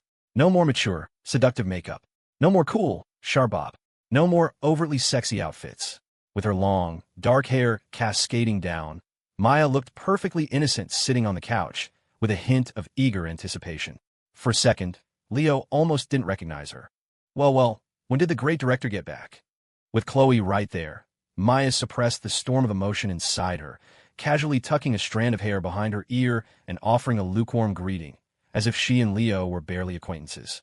Her acting was so good, Leo was genuinely impressed. "Yeah, just landed," Leo replied casually. With perfect, unspoken agreement, they left it at that, and the atmosphere between them turned cool. "Leo, come see your room. I want to show you how I decorated it," Chloe said, smiling. She assumed Maya was still annoyed at Leo for touching her leg that one time, and was trying to smooth things over.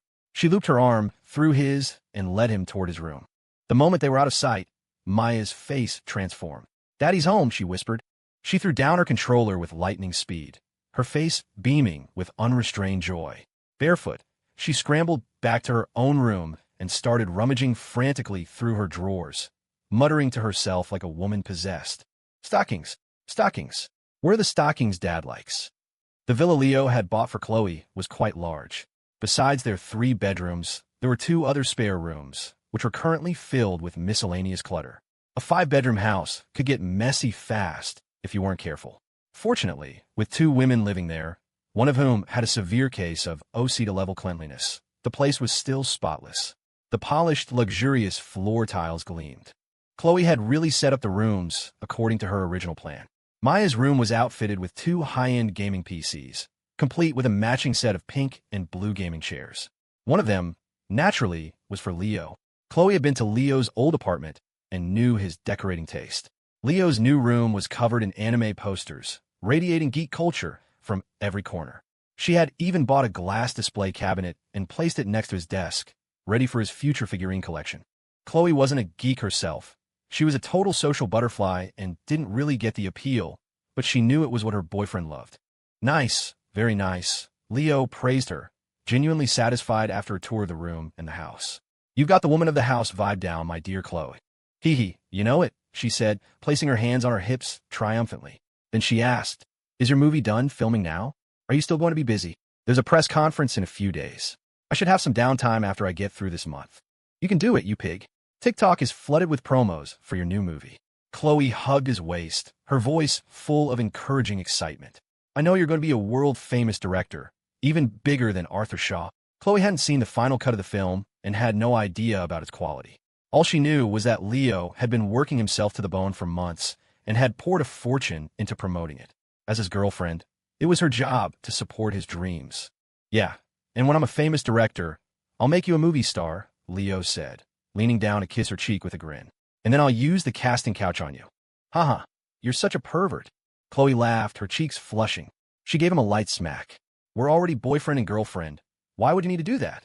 "Yeah, don't you think it adds a certain developmental appeal?"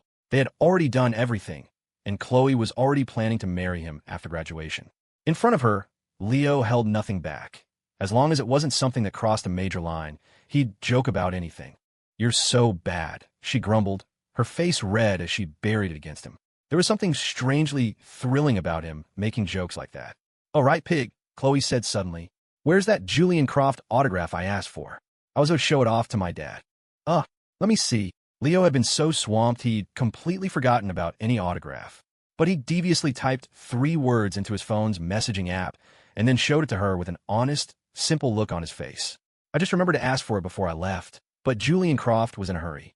He only had time to leave me a digital version." "Huh, a digital version?" Chloe tilted her head, confused, and leaned in to look at his screen. Her face immediately fell. In the chat box were 3 large words. Julian Croft read aloud. It was clearly a terrible, phonetic version of his name. "Leo, you pig. Do you think I'm 3 years old?" Chloe said, half laughing, half exasperated, as she rained a flurry of light punches on him. "Julian Croft? He's a huge star. Why would he sign his name with such a terrible phonetic spelling? Why not? How many of those Hollywood stars have perfect accents anyway?" Leo dodged playfully, and the 2 of them chased each other around the room. Sometimes, it didn't matter if you failed to deliver on a promise to your girlfriend. The key was knowing how to bluff your way through it. This tactic of Leo's served as both a silly joke and a perfect smokescreen. Of course, it helped that his girlfriend was reasonable enough not to start a fight over something so trivial. A relationship was all about give and take. "Chloe, what do you think of my outfit? Do I look good?" Maya asked, appearing at the doorway. She tossed her Pantene smooth hair, her question directed at Chloe, but her expectant gaze fixed squarely on Leo. Maya was wearing a plain white hoodie with some English letters printed on it. Her long, well-proportioned legs were wrapped in a pair of sheer black stockings, and on her feet were black combat boots. The look was a perfect blend of youthful energy and seductive femininity. Even though her personality had changed, it seemed her fashion sense still leaned toward her old habits. Those black stockings, in particular, weren't just any ordinary pair. They were incredibly sheer, so much so that you could see the pale skin of her thighs through the fabric, which had a faint, glossy sheen. To put it crudely, just looking at them made you want to reach out and touch. "Ooh, Maya, who are you all dressed up for?" Chloe asked, covering her mouth with her hand as she teased her friend. Seeing the huge changes in Maya's style and personality lately, Chloe was convinced her best friend had done it all for some secret boyfriend. The frustrating part was, no matter how much she asked, Maya refused to reveal who the guy was, only saying she'd tell her when the time was right. Well, there aren't any other men in the house. Obviously, it's for your boyfriend, Maya said brazenly, tilting her chin toward Leo and asking without a hint of shame. So, Leo? Do I look good? Leo snapped his attention away from her legs. He hadn't expected Maya to be so bold as to voice her true intentions as a joke. 1. You look good, but could you not ask in front of my girlfriend? You're trying to stir up trouble between us. Recommended 2. You look good, but I think it's a little too provocative. I prefer my girlfriend's style, pure and cute. Not recommended 3. What can I tell just by looking? Come here, Maya, and let me get a feel. Strongly recommended. Leo glanced at Chloe, who was pouting proudly. Then at the expectant Maya, he forced a nervous smile. You look good, but could you not ask in front of my girlfriend? You're trying to stir up trouble between us. I suggest you ask me in private next time. Leo, Chloe huffed, hitting him again with another series of soft punches. There was nothing really wrong with what Leo had said. He had complimented her friend while also respecting their relationship. Chloe had no choice but to swallow her little pang of jealousy. Damn it, she thought. I can't believe I'm actually getting jealous of my best friend and my own boyfriend. The world's gone crazy. Chloe, since your boyfriend's back, let's not order takeout for lunch, Maya suggested, her eyes sparkling with an idea. How about we drive somewhere to eat? That'll give you time to get all dressed up. Good idea, Chloe said, turning to Leo with a triumphant look. I'm gonna go get ready. Prepare to have your mind blown. As soon as Chloe left the room, the door to the adjacent bedroom clicked shut. I missed you so much, Maya whispered, her combat boots clacking on the floor as she rushed over. She threw her arms around Leo's broad waist, stood on her toes, and kissed him without a second thought, her lips moving with fervent passion. Maya, stop it. Chloe's right next door. She'll hear us. Oh no, you really can't. You're being so naughty. If you don't stop, I'm going to get angry. A few minutes later, Maya's arms were draped around Leo's neck, one long, stocking-clad leg hooked around his waist, her face lit with a playful, happy smile. Hee hee, you ripped my stocking. You'll have to take me shopping for a new pair. Yeah, I'll take you, Leo said with a smile. Maya giggled again, wriggling happily in his arms. Maya, is this really okay? Leo asked with a wry smile, hearing the faint sounds of Chloe getting dressed next door. This wasn't some calculated line. He genuinely felt a wave of guilt. His girlfriend was right there, and here he was fooling around with her best friend. He'd always wondered if he was truly a player, but he cared so deeply for each of his girlfriends. It's fine. I'm not asking you to be responsible, and I'm not asking you to be my boyfriend. So, no matter how you look at it, it's not cheating, Maya, a former e-girl who knew the game, said, instantly reading his mind. She comforted him patiently. From now on, just treat Chloe well. After you two get married and have kids, I'll help you take care of them. The 4 of us will have a great life together. That's all that matters. And going forward, we'll just have our own understanding. When Chloe's around, we're just normal friends. When she's not, Maya's lips parted slightly. You're really something else, Leo said, a mixture of exasperation and relief in his smile. If it weren't for his other girlfriends, he felt like a scumbag like him and a girl like Maya were actually a perfect match. After his secret rendezvous with his girlfriend's best friend, Chloe finally emerged, fully dressed. Her style had always been pure and adorable. She wore a light blue jacket over a white top, crisp white capris, and light pink sneakers. A small teddy bear backpack was slung over her shoulder. Her hair was in a single braid, with airy bangs framing her exquisitely pretty face, which was adorned with light makeup. From head to toe, she exuded the innocent, lively charm of the girl next door. Leo, what do you think? TSK, we've been together for so long. How is it that every time you do your makeup, even though the style is pretty much the same, you somehow look more beautiful every single time? Before Chloe could even finish her question, Leo cut her off, looking her up and down with mock confusion. Seriously, it's like black magic. Chloe froze for a second, then lifted her chin, bursting with pride. What did you expect? Your girlfriend was born to be a goddess of fashion. You think I'm kidding? The weather was beautiful, so Chloe picked out a well-known spicy hot pot restaurant. The place was famous online, and it was packed every single day. If you didn't make a reservation in advance, you'd be waiting at the door for hours. Fortunately, Chloe was a pro at this and had booked a table on their website long ago. By the time the 3 of them drove over, their number was just being called. Leo's girlfriend had an outgoing, passionate, and adventurous personality. She loved to travel and explore.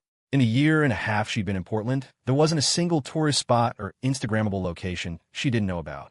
The TikToks she sent Leo weren't comedy clips, but videos of scenic destinations. And every single one came with a caption: "When I have time, let's go here together, you pig." It was a stark contrast to Leo's own personality. Compared to going out, Leo much preferred staying home, playing a couple of games, or reading a few chapters of novel. People were different. They had their own ways of living. Even though Leo's social skills and eloquence had improved drastically, his core personality was still that of a homebody. He had zero interest in travel guides, foodie hotspots, or trendy locations, and he had no desire to learn about them. Whenever he went out with Chloe, aside from booking the hotel for the night, she was the one who found all the places to go and things to eat from her saved videos. Leo's only jobs were to drive, pay, carry the bags, and take pictures with her. Of course, even if he was a homebody who didn't like going out, whenever Chloe asked him to pick her up, as long as he was free, he almost never refused. He couldn't. After all, besides his landlady, she was his first real girlfriend, the eternal white moonlight of his memories, the elf princess who had personally removed his goblin crown. To this day, Leo could still vividly picture her that evening, clutching a bag of roasted nuts, running back from the bus stop across the street to ask for his number. That elf princess, bathed in the golden light of the setting sun, was forever seared into his mind. And I've been with her for so long now.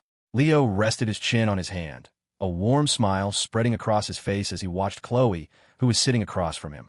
She and Maya were ordering from their phones. Her slender, long fingers glided across the screen with practiced elegance.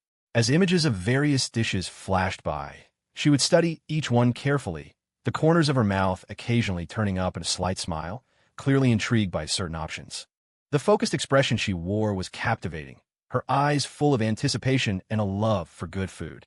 When she came across something she'd never tried before, she would puff out her pale cheeks, adorably lifting her head to glance at Leo, as if trying to decide if her boyfriend would like it. Noticing that Leo was staring at her with a faint smile, Chloe's face turned a light shade of pink. She blinked her big, innocent eyes. "What is it?" "Nothing. I'm going to go make us some dipping sauce," Leo said, not wanting to get too sentimental. He slapped his knees and stood up, heading for the sauce bar. As he passed Chloe, he leaned down and planted a loud kiss on her soft, smooth cheek. It earned him a playful swat on the butt and a mock-angry, yet delighted, whisper of jerk. "This one's for Maya, no cilantro. And this one's for you, Chloe, extra spicy and numbing." Leo returned with 3 bowls of dipping sauce. "I'll just have some peanut sauce and garlic paste. I can't handle spicy food." "Thanks," Maya said cheerfully, stirring her cilantro-free sauce. She gave Leo a barely perceptible wink and, under the table, secretly brushed her foot against his pant leg. Leo cleared his throat discreetly and frowned slightly, a silent warning to his audacious girl, before continuing to mix his own sauce. Leo, you really need to work on your taste," Chloe said with disdain, seeing his completely red-free bowl. "Who comes to a spicy hot pot place and doesn't eat spicy? I had a weak stomach as a kid. The doctor said I have to avoid spicy and heavy food for the rest of my life. My only option is to be a kept man," Leo said, casually placing ingredients into the bubbling pot for the two of them. "If you hadn't completely bewitched me, I probably would have found a sugar mama to take care of me by now." "Hee, the fact that I bewitched you just proves how charming I am," Chloe said, lifting her chin proudly. "Besides, you think sugar mamas are that easy to find? They have very high standards, based on physique." And Chloe trailed off, her face turning crimson. She had personally experienced just how impressive Leo was. Which time hadn't he completely overwhelmed her? A sugar mama would probably be very interested in his body and looks. Wait, he was a pretty hot commodity right now, wasn't he? Chloe thought about it. Her boyfriend was handsome, in great shape, tall, and rich, and he could always make her laugh. If his new movie was a success and he became famous online, he would be the ideal man for countless women. Chloe, why'd you stop talking? Thinking about something naughty?" Maya teased, stroking Chloe's thigh. "Yeah, Chloe," Leo said, picking up on the cue and adding in a smug, teasing tone. "Go on. Based on physique and what? Your best friend and I are dying to know." "And nothing." Chloe made a cute face at Leo, then turned to her best friend with a pout. "How are you on a side now? You're my best friend. Not only are you not helping me deal with my boyfriend, you're ganging up on me with him." "Here, Maya, the spoils of war," Leo said, seizing the opportunity. Under the guise of a joke, he took the freshly cooked duck intestines from the pot and placed them in Maya's bowl. From now on, help me deal with this little demon. No problem. Thanks, bestie, Maya said happily, slurping up the duck intestines. She mumbled indistinctly. What can I do, Chloe? You know what they say, don't bite the hand that feeds you. Ooh, this is hot. Fine. So that's how we're playing, huh? No wonder they say you have to watch out for your best friend. So you two really do have something going on behind my back, Chloe teased, pretending she had seen through them. Then she turned to Leo. Leo, I thought guys hated it when their girlfriends have male best friends. What? You want to become public enemy number one? That's when a guy is worried about his girlfriend's male best friend. I'm not some seductress. What do I have to be ashamed of? Leo shrugged dismissively, though he thought to himself, my dear Chloe, this best friend of yours does a lot more than just call me her bestie. After Hot Pot, Leo drove the two of them home. With her best friend in the car, Chloe didn't sit in the passenger seat to chat with Leo, leaving Maya alone in the back. Instead, she sat in the back with Maya, and they talked about things only girls would understand. Chloe was always very considerate about the little things. She wouldn't ignore her best friend's feelings just because her boyfriend was around. It seemed like the two of them had an endless supply of things to talk about. The drive was over 20 minutes long, and their mouths never stopped moving. Leo was almost tempted to jump into the conversation himself. By the way, I want to introduce you two to a friend in a few days. She's the daughter of a very wealthy business partner of mine, Leo said, seizing the chance. He figured he should introduce Eleanor to them sooner rather than later, before things got complicated. Your partner's daughter? Why do we need to meet her? Chloe blinked curiously. Do you need our help with something? Not really. It's just that my friend has some influence in Portland, so it wouldn't hurt for you to know her. She might be able to help you out someday, Leo said with mock seriousness, then added with a teasing smile. Plus, she's pretty good looking. She was on set with me a lot while I was filming. Oh, and Chloe was clearly a little jealous. Her cheeks puffed out as she looked at Leo resentfully. That's why I'm telling you two in advance. I'm starting to get a little bit famous, and I'll probably be interacting with all sorts of actresses in the future, Leo said, explaining some of the unwritten rules of the entertainment industry. My company's marketing department might even cook up some rumors between me and some popular influencers or actresses to generate buzz. You'll probably see those rumors eventually, so I'm giving you a heads up now so you don't get jealous over nothing. The entertainment industry is such a mess, Chloe grumbled, but she knew there wasn't much she could do about it. A celebrity without rumors wasn't really a celebrity. She occasionally followed celebrity gossip herself and knew that some stars manufacture drama with others just for clicks and to give the public something to talk about.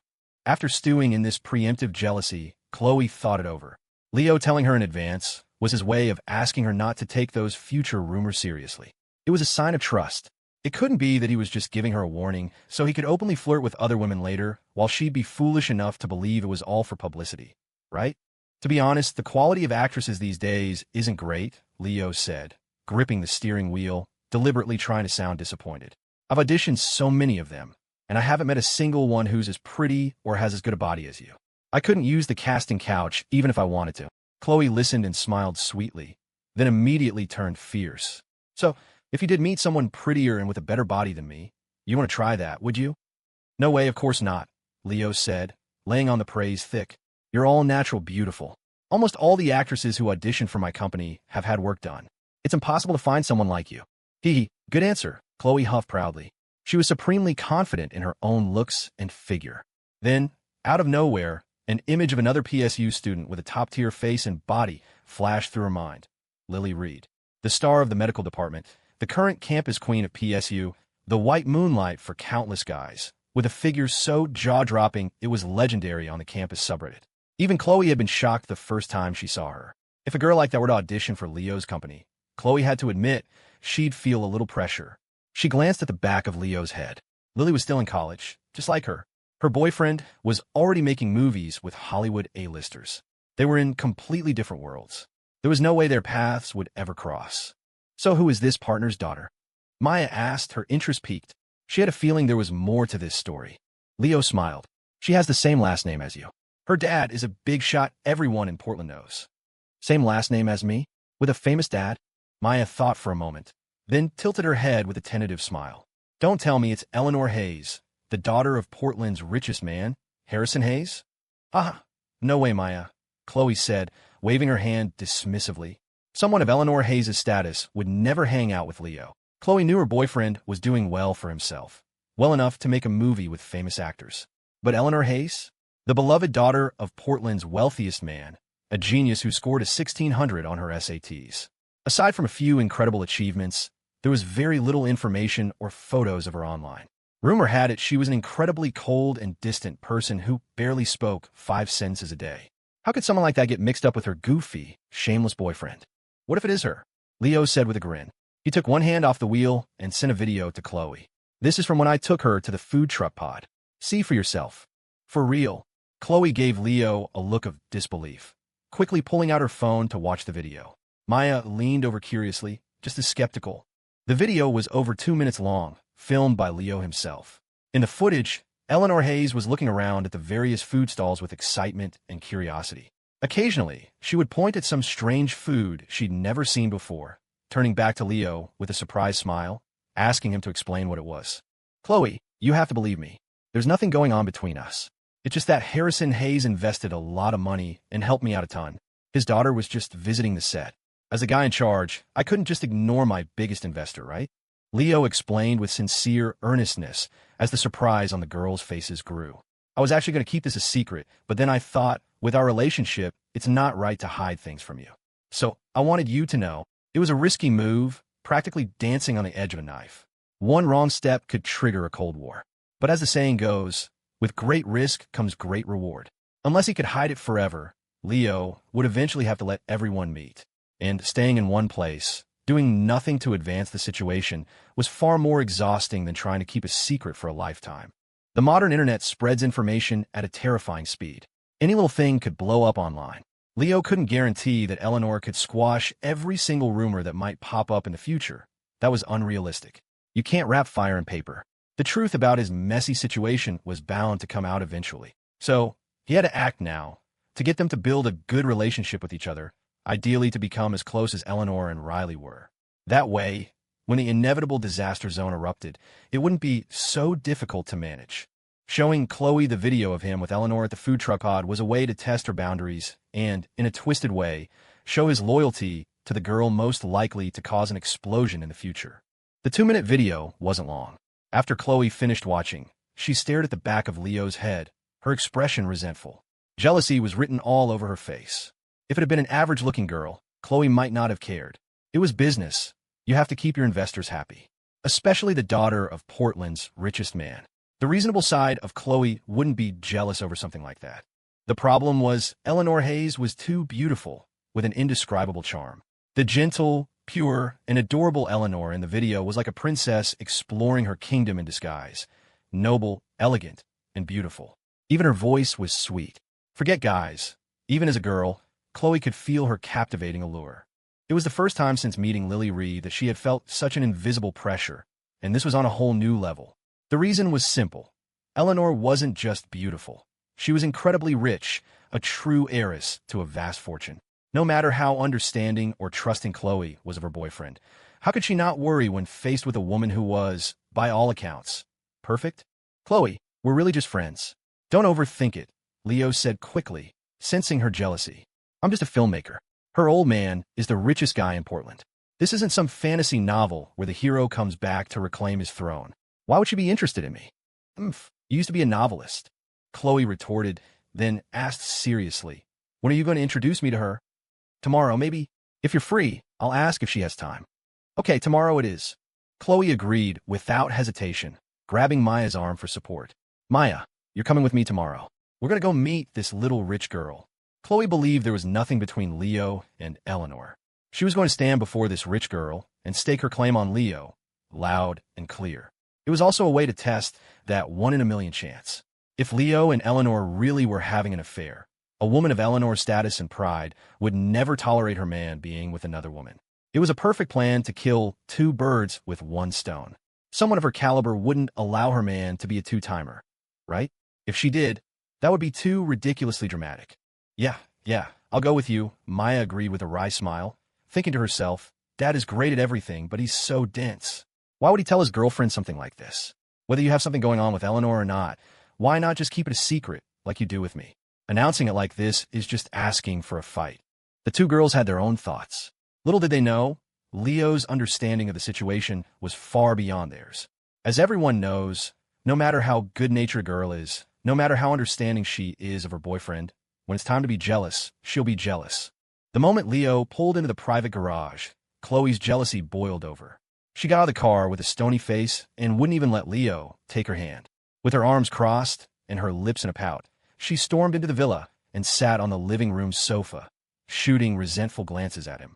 It was just like they said online. A girlfriend's anger stats were speed plus 200%, tenacity plus 50%, evasion plus 100%. Leo stood with his hands on his hips, looking at the sulking Chloe on the sofa. He found it novel. This was, he realized, the first time they'd ever really had a fight. What's the hardest thing for a guy in a relationship? It's when his girlfriend is angry, and he has no idea how to fix it. But who was Leo? He was a goddamn player. Of course, he knew how to handle an angry girlfriend.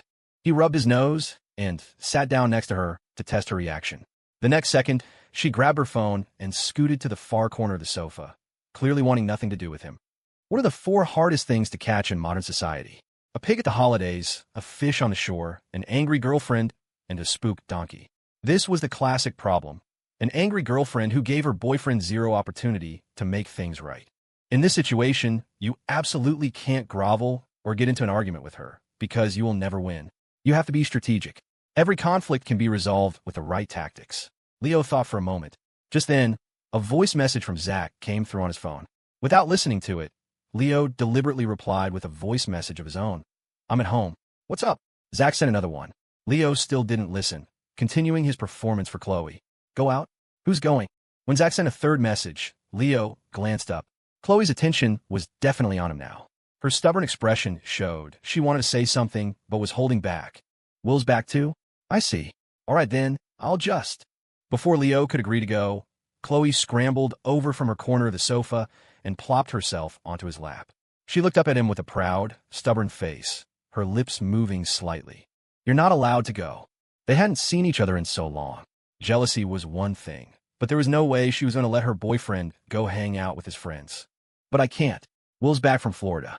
We haven't seen each other in forever. We have to get together." "No, stay home with me," Chloe said, wrapping her arms around his back and her legs around his waist, acting like a clingy, spoiled child. She didn't even realize that her jealousy had already morphed into a playful attempt to keep him with her. Okay, I won't go. I'll stay with you," Leo said with a triumphant smile, planting a satisfying kiss on her lips. As she rained down a flurry of mock-angry punches, Leo sent one last voice message to a very confused Zach. "I'm not going to make it. Staying home with my girlfriend. You guys have fun. Talk later." What the hell is wrong with Leo? Zach muttered, scratching his head as he listened to the series of completely nonsensical messages. That afternoon, with nothing else to do, Leo and Maya sat on the sofa playing a few rounds of League of Legends. Wild Rift, a massively popular mobile MOBA game. As for Chloe, it had only taken a few minutes for Leo to coax her out of her sulk. She was now sitting contentedly beside him, one leg crossed over the other, her smooth, pale foot swinging back and forth lazily. Whether it was intentional or not, Chloe's foot was dangling right in Leo's line of sight. The sight of that perfect, pale foot kept making him mess up his controls.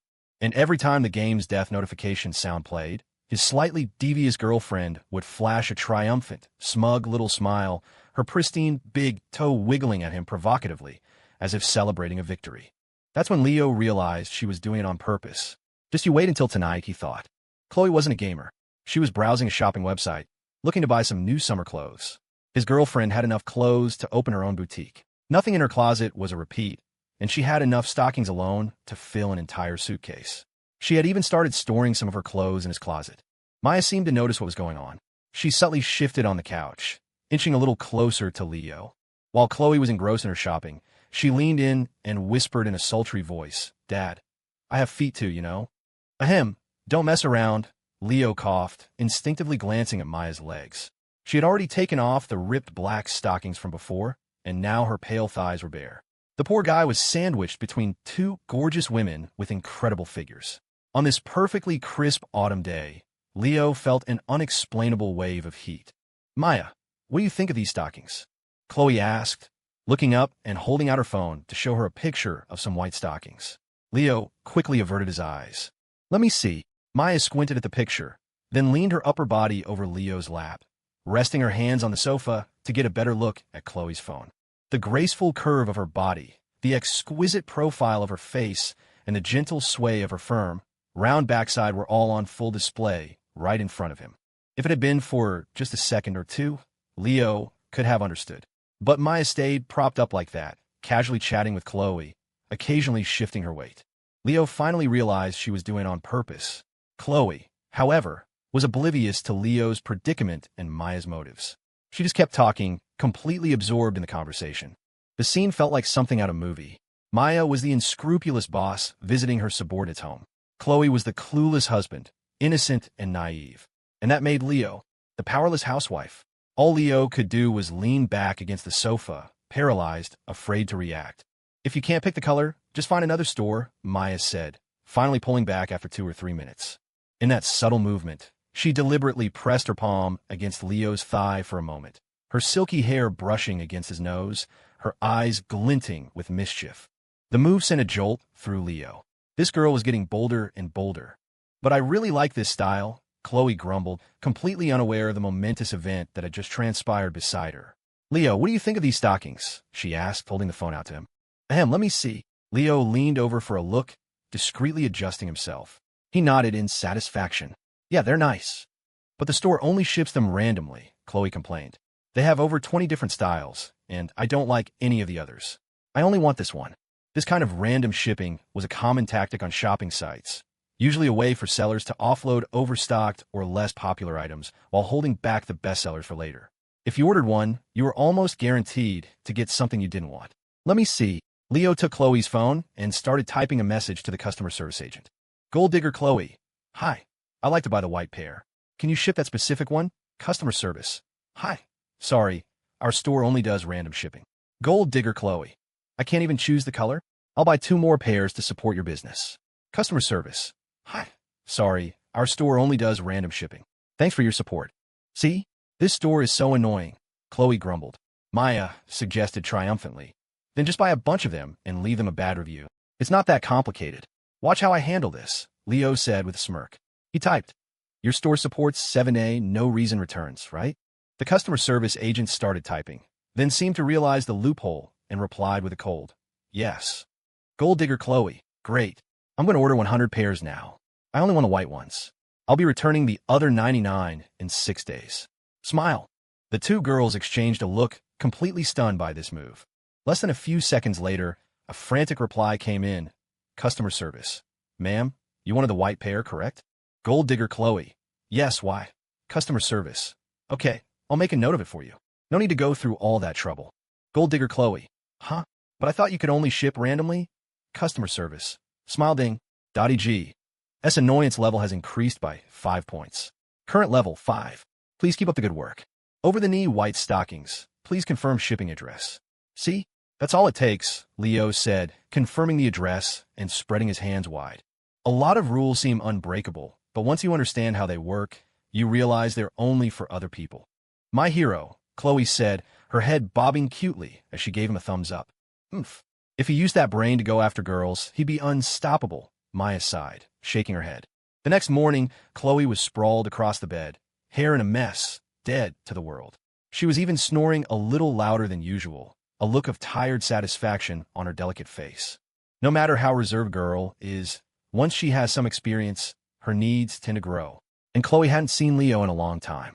The moment she'd stepped out of the shower last night, the 2 of them had become a raging inferno in the bedroom. In his sleep, Leo vaguely heard the bedroom door open. Then, he groggily felt a soft, fragrant body sneak into his arms. He assumed it was Chloe waking up and wanting to cuddle, so he reflexively pulled the person closer. But when a pair of lips gently kissed his, he instantly knew something was wrong. He forced his eyes open. The girl in his arms was Maya. Maya, what are you doing? Oh my God. Chloe is right there. Be careful. Shoo. Maya pressed a slender finger to his lips, a playful, mischievous smile on her face. Her other hand began to wander. I've slept in the same bed with Chloe way more than you have. Don't worry. She's not easy to wake up in the morning. No, stop messing around. I'm begging you. Leo's voice trembled with anxiety. He glanced over his shoulder. Chloe was sleeping with her back to him, no more than 4 inches away. If she woke up and rolled over, she would see a sight that would be burned in her memory forever. Hearing Chloe's steady breathing, Leo felt like his heart was about to seize. Seriously, Maya, please don't do this. It's your fault. You two were so loud last night. You didn't consider my feelings at all. I'm an adult too, you know, Maya complained, her voice laced with jealousy, though her hands didn't stop their exploration. Suddenly, her eyes widened in surprise. She looked up at Leo, then pressed herself against him again. Her white neck craned as she teased him in a sultry whisper. Oh my, something doesn't feel right. This isn't what you said it was like. Leo's face flushed with humiliation. He opened his mouth, sputtering, but couldn't find any words. Even the system seemed too shocked by Maya's audacity to offer any options. Leo, what time is it? After about 10 minutes, Chloe groggily rolled over and lazily draped an arm around him from behind. The sudden movement made both of them jump. Maya nimbly rolled off the bed and tiptoed toward the door. As she gently closed it behind her, she shot Leo a mischievous smile. That little devil, Leo thought, pulling Chloe closer. His face was beet red as he frantically gestured for Maya to leave. I have to use the bathroom, Chloe mumbled, squirming out of his arms. She got out of bed, rubbing her messy hair, and staggered toward the bathroom, where she ran right into a frantic-looking Maya washing her hands. Maya, why are you up so early? Weren't you gaming last night? Maya feigned calmness as she washed her hands, though her heart was pounding. She replied with a nonchalant tease. You two didn't exactly give me a chance to sleep last night. What was I supposed to do? I was desperate. We just haven't seen each other in so long, Chloe said. With her best friend, it wasn't too awkward. She just blushed and scratched her head apologetically. We'll be more careful next time, I promise. At 11 a.m., after the three of them had finished breakfast, Chloe was in her bedroom, getting changed to go meet Eleanor. Was what I did this morning bad? Maya asked in the private garage, hugging Leo. She tilted her head up, her expression a mixture of guilt and confusion. I feel so sorry for Chloe. Now that I've calmed down, I don't even know why I did that. You think? Leo retorted, still shaken. You nearly gave me a heart attack. But I feel so strange, Maya said, burying her face in his chest, her breathing quickening. I feel like whenever Chloe is around, I just want to do bad things to you. It's this excitement I can't explain. It's not like I want to steal you from her. Do you know why? What? You.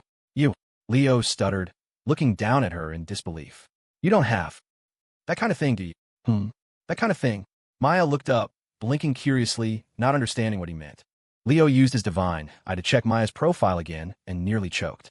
Sure enough, a new interest had been added, one identical to Eleanor's. Except the rich girl liked to have others intervene with her relationship, while Maya liked to be the one doing the intervening. You have a fetish for intervening in other people's relationships, Leo said bluntly, the corner of his mouth twitching. Maya stood there, stunned, thinking it over. A deep blush slowly crept across her face. It's your fault I'm like this, she complained. What? What does this have to do with me? How long have we even known each other? Leo said, at a complete loss for words. Eleanor's unique personality and bizarre hobby were the result of a warped upbringing. Why would Maya, a girl who had never known hardship or extreme wealth, suddenly develop a taste for this? So what do I do now? Just thinking about it feels so weird, but Maya's face was beet red, too embarrassed to describe how she really felt. It was like the post-nut clarity and guilt you feel after realizing just how depraved the material you were just watching was. It's fine. It's not a psychological disorder, Leo said with a helpless smile, trying to comfort and guide her. Just try to control yourself around Chloe from now on. And never, ever do what you did this morning again. If she found out, I'd have to grab you and jump into the river. I won't. I'll be careful from now on, Maya said with a playful smile. If Leo didn't mind, then she wouldn't let it bother her either. Being a pervert only in front of the guy you like didn't really count, right? Sigh. Leo let out a long, weary breath. Can't any of my girlfriends have normal interests? Leo drove to the Vista with the two graceful girls in tow, heading straight for the VIP room Eleanor had booked. To make a statement to her powerful potential rival, Chloe clung to Leo's arm the entire time, making sure everyone knew they were a couple. Before they arrived, Leo had repeatedly warned Eleanor to act normal and not do anything strange. He had also told her to arrive a little late to emphasize her status as the daughter of the city's richest man. Eleanor wasn't there yet. When they entered the private room, only a waitress in a cheongsam was preparing tea. The room had a fantastic view. The floor-to-ceiling windows behind the dining table offered a spectacular, sweeping panorama of the Portland waterfront. The soundproofing was excellent, creating a serene oasis insulated from the noise outside. After the waitress left, The three of them sat and waited. It was just a meeting with her boyfriend's business partner's daughter, but Chloe was noticeably anxious, her nervous eyes darting toward the door every few seconds. This was the daughter of Portland's richest man, someone most people only ever saw online, let alone had dinner with. Maya was far more relaxed. She took out her phone, snapped a few pictures, and then started scrolling through TikTok, occasionally sharing a funny video with Leo. After about 10 minutes, the door was finally opened by a waiter. A burly bodyguard in a suit entered first, standing like a stone wall by the door. Then, Eleanor glided in, a polite but distant smile on her devastatingly beautiful face. Beautiful. She was so beautiful. Even someone as confident as Chloe had to admit that Eleanor's beauty was on another level. Her aura of wealth alone created a sense of distance, making her seem like someone to be admired from afar, never touched. Her stunning looks combined with her innate privilege made her seem like a true princess. Chloe's lips parted several times to say hello, but she was intimidated by Eleanor's natural reserve. It wasn't just Chloe. Leo, too, was taken aback by Eleanor's cool, polite smile. It was like seeing her for the first time all over again. Maya, however, was unfazed. She just thought Eleanor was pretty and subconsciously started sizing up her outfit, curious about what the daughter of a billionaire wore on a casual day. Leo, it's been a while, Eleanor said gracefully, her smile polite.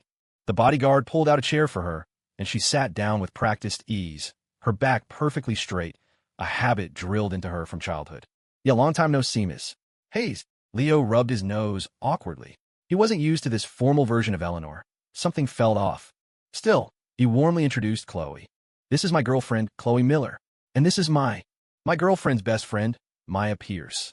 Hi, hello, Miss Hayes, Chloe said with a warm, though still nervous smile.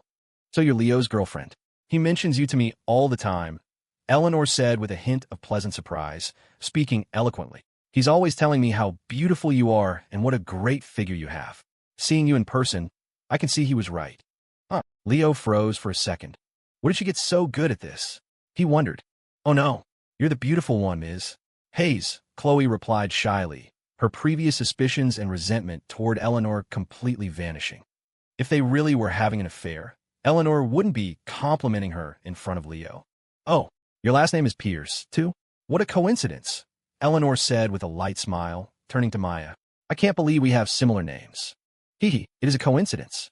I'll have to ask my dad when I get home if he's been having an affair with a rich woman. Maya's response was much more clever, a fearless joke. Maybe I'm some rich lady's secret love child, and I'm about to inherit a fortune. Ha ha ha. The three women laughed, but Leo's smile was a bit strained, because when Maya had said that, she was under the table, stroking his leg. Without a doubt, she was talking to him, her dad. And as Leo thought about it, her joke was uncomfortably accurate. He was having an affair with Eleanor, the rich woman in question. The meal was pleasant. No unexpected drama erupted. Eleanor's behavior was perfectly normal. She barely spoke to Leo, instead focusing her attention on chatting with Chloe and Maya. Leo was extremely satisfied with this and made a mental note to reward his well-behaved girl on his birthday. After dinner, Leo took the two of them down the elevator to the Vista's private parking garage. Before they reached the car, Chloe, who had been on edge for over an hour, excused herself to use the restroom on the ground floor. Maya wasn't about to let such a perfect opportunity go to waste.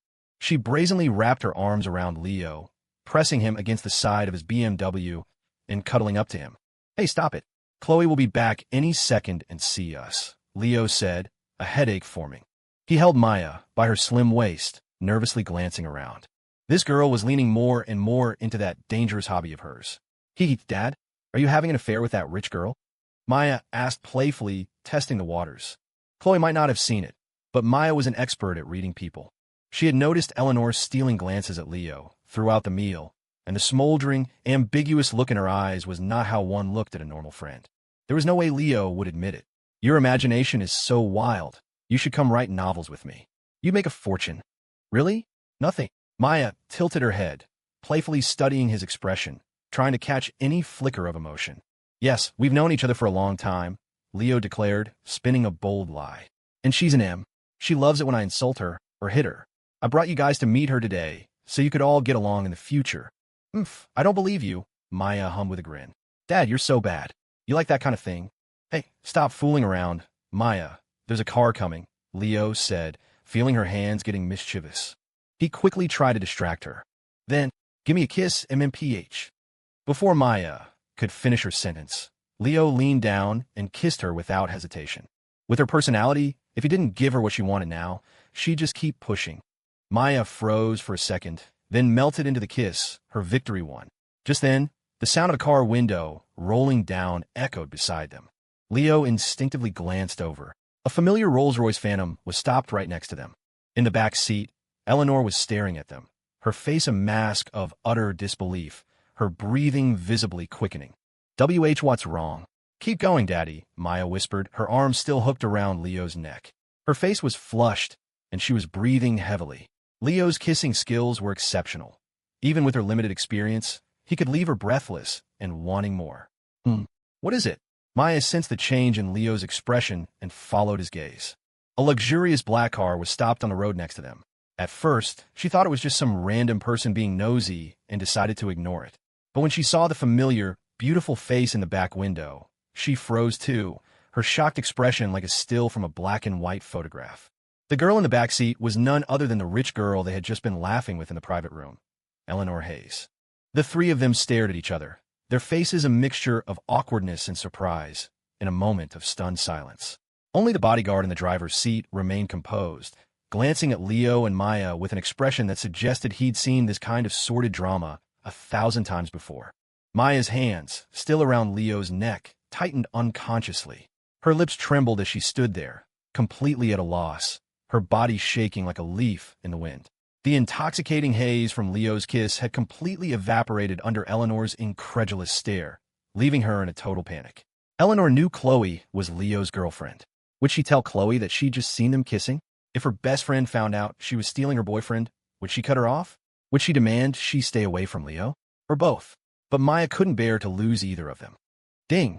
Eleanor Hayes' affinity has increased by 5 points. Current level, 88. Please keep up the good work. Leo had been feeling awkward too, since he'd never told Eleanor about his situation with Maya. He thought she would be angry, but when he heard the system's notification, he noticed she was taking short, quick breaths, her expression turning intense. There was no sign of jealousy. In fact, she looked more excited than anything else. Well, looks like I don't need to explain, Leo thought, relieved. Eleanor's bizarre hobby was a potent ingredient for achieving his grand unification. He leaned in and, right in front of Eleanor, planted another firm kiss on a still-stunned Maya before speaking. Ahem is, Hayes, didn't you say you had something urgent to take care of? Shouldn't you be going? Quick go, Eleanor urged, slapping the back of the driver's seat, her legs shifting restlessly under her dress. Now she really did have something urgent to take care of back home. Dad, is it okay? Maya asked, a wave of panic washing over her. Her heart was racing uncontrollably, and her palms started to sweat. That rich girl isn't going to tell Chloe about us, is she? She won't. A person at her level has seen all kinds of drama, Leo said with a casual smile. Besides, we're not that close. She has no interest in exposing our business. That's good. Maya stomped her foot, still shaken. Damn it, you scare me to death. I thought it was Chloe who saw us. Oh, so now you know what it's like to be scared, Leo said, playfully pinching her soft, pale cheek. If I'd known you were this naughty, I wouldn't have agreed to be your dad. Maya didn't get angry. She let him pinch her cheek, her face blooming into a mischievous smile. Hee hee, Dad. It's too late for regrets now. All right, stop it, Leo said with a helpless smile, ruffling her hair. Let go of me. Your mom will be down any second, and then we'll really be in trouble. What even is our relationship? Maya said, wrinkling her nose with a laugh. This is so niche. Leo put a hand to his forehead and laughed. Haha, you're not wrong. A few minutes later, Chloe emerged from the elevator. Seeing her boyfriend and best friend laughing together, she tilted her head and teased. Why are you two standing so close? Were you putting a green hat on me while I was gone? Yup, you found us out, Maya replied cheerfully. I've actually been trying to get with your boyfriend for a long time. You just never noticed. Is that so? Chloe blinked, looking at Leo with innocent eyes. Leo, is that true? No way. Your best friend isn't as pretty as you, and her body isn't as good. Only her legs can compare. Why would I graze in the pasture next door? Not recommended too. Of course it is. Didn't I tell you before? If it weren't for you, I definitely would have gone after your best friend. Recommended 3. I don't know, but if you'd come down a few minutes earlier, you'd know just how green your world has become. Not recommended. Leo was stunned. Option 2 was the only recommended one. Wouldn't saying that just make Chloe jealous? Or did she have some other thoughts deep down? It is. Didn't I tell you before? If it weren't for you, I definitely would have gone after your best friend, Leo said, throwing caution to the wind. He instinctively wrapped an arm around Chloe's slim waist and went for it. Now that she's moved in with us, how could I pass up such a golden opportunity? Well, good luck with that, Chloe hummed sweetly, looking down at her phone to find a fun place to go nearby. She obviously didn't believe their jokes, especially since she thought Maya already had a boyfriend. After you steal her from her boyfriend, the three of us can all live together. Is she serious? Leo was shocked. Her generosity was starting to sound less like a joke. Or was she just so confident that nothing was going on that she could afford to be so flippant? Maya's eyes lit up. She quickly added, "That's right, Leo. Chloe just gave you a free pass. You'd better step up your game." As she said it, she shot Leo a meaningful look. Leo froze for a second, then tightened his grip on Chloe's waist and replied with determination. "I will. You'll both be my wings." That's so gross, Chloe said, rolling her eyes in disgust. She then egged Maya on. "Maya, you're not even going to hit him for that? I can't even stand it." I'll get him later," Maya hummed happily. She moved to walk on Leo's other side and secretly hooked her pinky finger around his. In the days that followed, Leo's new film was successfully approved and given a release date. Memorial Day weekend, a time full of festive cheer. The film's subject matter was as sensitive as a powder keg, and the marketing department had initially predicted it wouldn't be approved until early July. But to everyone's surprise, the submission was greenlit just a few days after it was uploaded. It was like a rocket sailing through the approval process with zero friction. The board didn't even request a single cut. It was a smooth, unstoppable ride. The marketing department thought it was the work of the little rich girl pulling strings behind the scenes. But Leo was convinced it was the censor's genuine appreciation for his film that made the process so easy. To celebrate, Leo treated the entire cast and crew to a lavish feast. For the next few days, Leo and the film's A-list actors were on a whirlwind press tour across the country, building hype, driving traffic, and generating buzz for the company's first movie. Propelled by the star power of the actors and millions of dollars in marketing, Leo and his agency were starting to make a name for themselves in the entertainment world. Of course, most of the attention came from curious onlookers and the loyal fan bases of the veteran actors. Only when the film truly captivated audiences would those viewers convert into fans of Leo's company. Unfortunately, for now, the movie was still being panned by most professional film critics. The general audience wasn't particularly interested either, with most saying they'd only see it for the old-school Hollywood stars. But Leo's marketing team wasn't sitting idly by. With a hefty budget, they hired plenty of online shills to flood social media with positive reviews and promos, which did manage to build a decent amount of anticipation. On May 22nd, Leo was back in the Timeless Impressions villa, sitting in front of Chloe's vanity while she and Maya had their way with him. During his press tour, Chloe had complained constantly that his crew's makeup artist was terrible. On camera, his clothes and hair did nothing to complement his natural charisma. She had insisted on styling him herself. Since today's press conference was being held at Pioneer Square in Portland, Leo had driven back to let his girlfriend have her wish.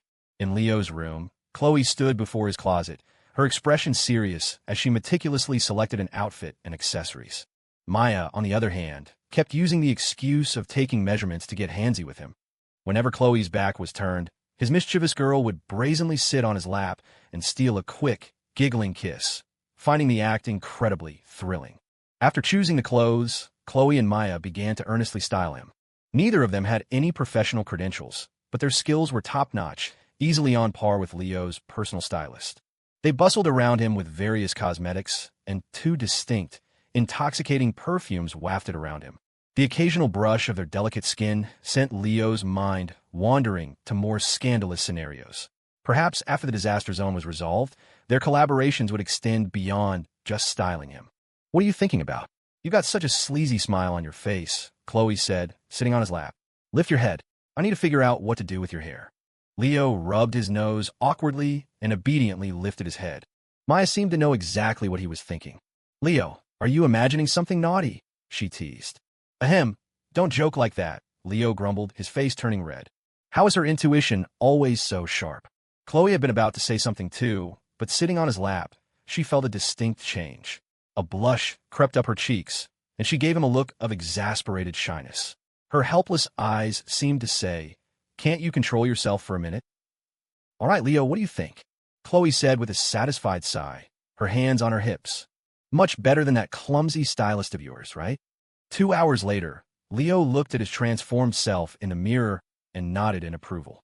You two are actually amazing. He was wearing a simple white shirt and dark jeans that made him look even taller and leaner. Chloe had picked out a stylish jacket that added a touch of fashion to the ensemble. Maya had given him a stylishly messy undercut, with longer bangs framing his face. The slightly wild hairstyle, paired with the sophisticated clothes, created a perfect polished scumbag contrast. It helped that Leo had the body and height to pull it off. Otherwise, the look could have easily backfired. So, what's the verdict? Leo asked, slipping on a pair of fashionable leather shoes. He looked exceptionally sharp. Holy crap, it's perfect. You're exactly my type. Chloe swore, stunned. She immediately whipped out her phone and started snapping pictures. I feel like something's missing, Maya said, tapping her chin thoughtfully. Chloe walked a circle around Leo, looking him up and down. What's missing? I think it's great. Wait a second. Maya clapped her hands as an idea struck. She ran back to her room and returned with a pair of black, rimless glasses, handing them to Leo. Here, try these on. I used to use them back in my e-girl days. Oh, glasses? I haven't worn these in ages, Leo said with a smile, putting them on. He instinctively adjusted them with his middle finger. So, how do I look? The moment he put on glasses, Chloe's heart skipped a beat. Her breath caught in her throat for a few seconds, as if she was seeing him for the first time all over again. The sharp suit, the edgy haircut, and now the rimless glasses. It was the ultimate power executive look, and he totally rocked it. Damn, that's it. Maya clapped her hands, delighted. No wonder they say rimless glasses are basically lingerie for a man's face. That's way too hot. Is it? Leo examined his handsome reflection in the mirror, then noticed Chloe was still staring, dumbfounded. He turned and gave her a roguish grin. My dear Chloe, is your boyfriend handsome or what? Chloe took a few deep, shaky breaths and said, without a trace of hesitation, tonight, you are wearing those glasses, and you are not taking them off, no matter what. Leo. Maya. ? After his girlfriends had finished helping him get ready, Leo hopped in his car and headed to the venue. The exhibition hall was massive, already packed with fans of the Hollywood A-listers and reporters from every outlet. Cameras were everywhere, and the cavernous space echoed with the occasional booming mic check. After greeting Julian Croft and the other stars, they quickly ran through the agenda one last time. At 2:10 P.M., Leo's company's operations team fired up the live stream on their official account. Thanks to the killer marketing push and the insane draw of these big-name celebs, the viewer count skyrocketed past 100,000 the second it went live, and it kept climbing. In the bright, spacious hall, Leo stood confidently center stage, flanked by a lineup of iconic stars. Flashbulbs popped nonstop as reporters below snapped away, thrilled to capture the moment. Leo grinned and introduced the celebs around him, their star power lighting up the whole event. Julian, we love you like peanut butter loves jelly. Victor Stone, hubby, look at me. The crowd erupted in gasps and cheers, hooked by the charm of these legends who dominated screens for decades. Especially Julian Croft and Victor Stone. These guys had aged like fine wine, from heartthrobs to silver foxes, building legions of female fans over the years. Grandma wanted to marry him, Mom wanted to marry him, and so did I. That generational fandom wasn't just talk. Back at the Timeless Impressions villa, Chloe Miller lounged on the sofa with her bare legs crossed, popping freshly washed cherries one by one. She eyed the familiar Hollywood faces on the flat-screen TV, chatting casually with her boyfriend about the movie while tossing in a nonchalant reminder. Maya, Leo's press conference just started. Chloe had caught a few of Leo's events before, but they were all pretty formulaic. She loved her guy, but sitting through the whole thing tested her patience. This being the last one, and since she'd personally styled him, she figured she'd tune in and admire her handiwork. Coming. Maya Pierce instantly quit her killer streak in her ranked match and bounced over to the sofa, staring eagerly at the screen. Where's Leo? Why are you more hyped than me? Chloe dangled a sweet tart cherry in front of her, narrowing her eyes playfully. Spill it. You two got something going on? Yup. Maya knew her bestie was joking and played along without missing a beat, snatching the cherry with her teeth and mumbling through the bite. I've been sneaking around with your boyfriend for ages. If you don't treat him right, I'll steal him away. You're right. Chloe snorted dismissively, then got serious. But for real, Maya, when are you going to introduce us to your guy? We've been tight for years. Even if he's some older dude, I'd back you up. Told you, I've been hooking up with your Leo. Maya innocently confessed. Why else would I hide him from you? Don't want to piss you off. Chloe chewed her cherry thoughtfully, then froze, staring at her best friend with wide eyes, her brown pupils quivering. The two locked eyes in silence. On the TV, Leo's opening remarks cut through clearly. Thanks to all the fans and media for joining us for the new movie press conference. Appreciate you. Huh, you actually bought that. Maya burst out laughing, patting Chloe's smooth thigh. Come on, sis. Aren't you confident in your man? It was just a joke, and you're all worked up? I'm not worked up.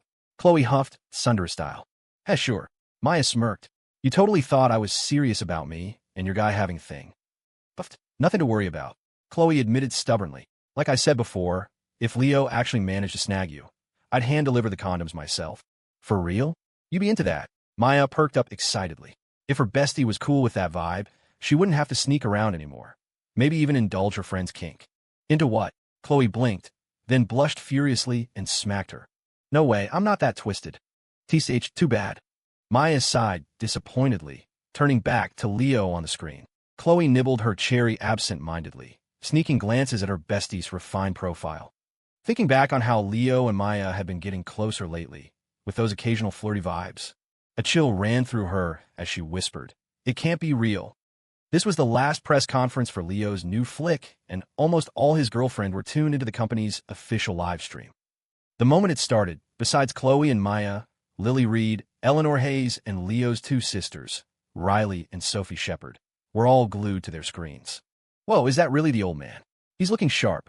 In their parents' apartment, Riley sprawled on the sofa, staring incredulously at Leo on her phone screen, her feet kicking happily on her sister's lap. Quit squirming, sis, you're gonna knock my phone.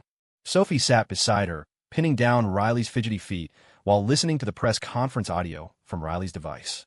She was seriously scrolling through PSU's student subreddit. Her search terms, Leo Shepard and Chloe Miller. Leo had blown up lately, so the subreddit was flooded with his old geeky pics and stories from classmates who'd crossed paths with him. Chloe was last year's campus queen, so hits were mostly her photos and a bunch of simps venting about failed confessions. Campus queen Lily Reed and Leo have a secret fling. Sophie clicked on a highly upvoted post that caught her eye. Sophie dove into the clickbait post with anticipation, hoping for solid proof of Leo and Lily Reed together. But the OP had zilch, no videos, no pics, just claiming they'd spotted Leo and Lily chowing down on lamb head with a little sister back home in Idaho over the holidays. All laughs and vibes. Who'd buy that baseless crap? Sure enough, most commenters were dunking on the poster, calling it pure clout chasing. Some hotheads even piled on. This guy's straight up lying, slandering a star who came out of PSU. Sophie figured the post was just some hater trying to drag Leo. Fame breeds haters, after all. Ever since her bargain bin big bro teamed up with those A-listers for his new project, he'd been media catnip. But shady outlets were chasing clicks by smearing him left and right.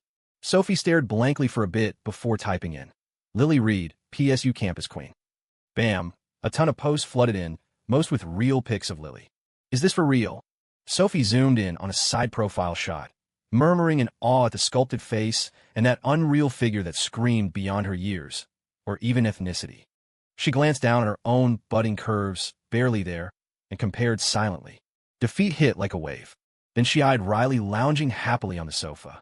Sis didn't have Lily's over-the-top assets, but she could hold her own. The way things pancaked against the cushions proved it. Anyone who thinks bigger is always better must be nuts, Sophie muttered, cheeks flushing, but she couldn't tear her eyes away. After hesitating, she sneakily saved the pic. She'd always assumed Leo and Lily had zero connection. But seeing Lily's photo, gut instinct screamed her bro might have some hidden history with this girl. No guy could turn down a figure like that. Over in the serene, tree-lined Willow Creek Estates, Lily Reed lounged on the plush sofa, laser-focused on her phone screen. Her fingers flew, copying and pasting "Go Leo" into the chat as barrage after barrage. Right now, hundreds of thousands were watching the buzzing movie press conference live. But with the flood of comments, Lily's messages vanished in the sea. That didn't faze her. She kept at it, tireless and devoted. This sweet, innocent girl carried a deep guilt, feeling useless in boosting Leo's career. So she went with this childish, heartfelt method, cheering him on spiritually with all she had. Each inner key was a quiet pep talk, every buried message loaded with her genuine affection. The landlady watched Lily's pure, goofy enthusiasm with mixed emotions. She turned to the flat screen, eyeing Leo chatting smoothly with the Hollywood vets. He looked dashing, poised, trading quips with reporters like a pro, full of charisma and confidence. Meanwhile, she felt faded alone. Memories of their time together replayed like a film, those cozy, everyday moments. But time had built an invisible wall, pushing them apart. The landlady sighed softly. Little Leo seems farther from this old lady every day. Just then, a reporter's question perked up the landlady, and all the girlfriends watching the stream. Director Shepard, I'm a total fan of your looks. You're killing it today. Did your girlfriend style you? Is she here? Ew. The female reporter's prying, flirty question hooked everyone's attention. Leo gripped the mic, eyes darting, but his lips curved into a shy grin that electrified the room. Under the intense stares, he took a breath and said softly, Yeah, I have a girlfriend. She's not here today, but I bet she's watching the stream and rooting for me. We met near the Evergreen Terrace apartments, just a few blocks behind Pioneer Square. She's not just my girl, she's my first love. The Evergreen Terrace, first love. Those keywords let Leo confess to Isabel Vance, Chloe Miller, and Lily Reed all at once. Hearing Leo declare to the world, Lily smiled bashfully. Stinker, at least you've got a conscience. The landlady relaxed, though she knew his words might not be for her alone. But who else fit that vibe besides the sweet girl next to her? If I'd known the reporters were going to get this nosy, I'd have shown up to cheer on my Leo pig. Chloe lounged on the sofa, wiggling happily as memories of dating Leo replayed like a movie. She'd always been a sucker for sentimental stuff. Her phone wallpaper was still that hand-holding pic from under the starlight spire. No matter how tsundere she got, her attachment to Leo stayed rock solid. Your Leo's pretty romantic, huh? Spill, how'd you two actually meet? You've barely dished on it. Maya asked with a hint of jealousy, pressing curiously. I know it was at a nut vendor or something. Give a deets. Not much to it, really. Chloe chattered away about her and Leo's story, tweaking the end just a bit. You have no idea. He was so shy back then. I was about to hop on the bus when he came panting after me, asking for my number. He was all sweaty and nearly got hit by a car, so I gave it to him. Really? Maya pouted enviously, her feelings a mess. Guilt for dipping into their real romance. Envy that Chloe had him all to herself, and a weird thrill bubbling underneath. Yup, Chloe replied guiltily, thinking Sunder's style. Next time we got a minute, I gotta make Leo sync up our meet-cute story. No way she wanted folks knowing she'd chase him down the street, begging for his number. Imagine the embarrassment at the wedding if family found out. Monday noon, Lily and the two little ones were already at school. When Leo got back to the Willow Creek Villa, he found the landlady in a light blue apron, bent over the stove, tasting the soup seasoning. He told Isabel earlier he'd swing by for the financial reports and lunch. She'd ordered a bunch of groceries online, had them delivered, and got to work showing off her skills. Thanks for giving me your love. Under the landlady's indulgent glare, Leo hummed a goofy tune off key, strolling up behind her. He wrapped his arms around her waist, nuzzling her pale neck playfully. Hey, beautiful, cooking solo? Need a hand? Not in the kitchen. The landlady bloomed into a smile, elbowing him lightly, more tease than pushback. What if? It's Monday, Lily and the kids are out. Leo planted a smooch on her cheek, whispering suggestively. We could streak through the living room and no one would know. Shoo, no funny business. The landlady blushed and heartbeat quickened, chiding. Aren't you checking those reports? Oh, right, reports. Leo slapped his forehead, reluctantly releasing her slim waist. I'll head upstairs then. Call me for lunch, Isabel.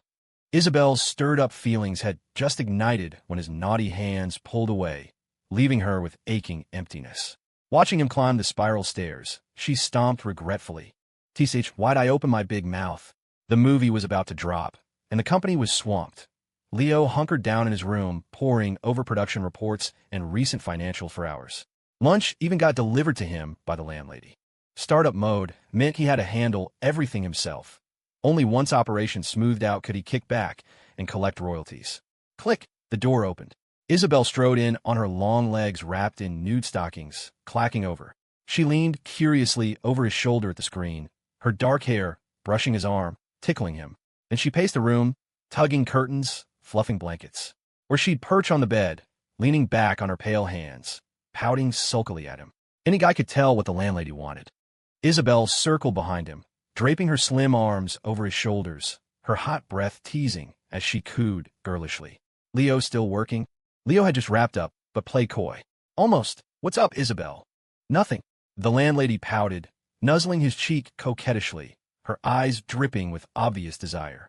That mix of shy girl and mature vixen lit Leo's conquest fire. The landlady was too adorable. He chuckled. Ahem, Isabel, I've got to head out after. Probably won't be back for a few days. What? The landlady freaked, dropping the act. She plopped onto his lap, arms around his neck, whining outright. Leo, how long's it been since you touched me? Since we got close? I'm loaded. Why bust your butt earning when you don't have to? It's not that, Isabel, I don't care. She cut him off huffily. From now on, rule. When that girl's out, you pay your dues, or I'll suspect you're keeping a side piece. Silence crashed over the room like a spell. They froze, stunned. Leo broke first, smirking into a low chuckle. The landlady joined, building to forehead-touching hysterics. The laughs mixed shock at her words with relief. The stinker in front of her wasn't just keeping one side piece. He might have a fourth, fifth, sixth. What's so funny? She stifled giggles, poking his forehead Sundara style. Cheating, and you've got the nerve. Can't me and her satisfy you?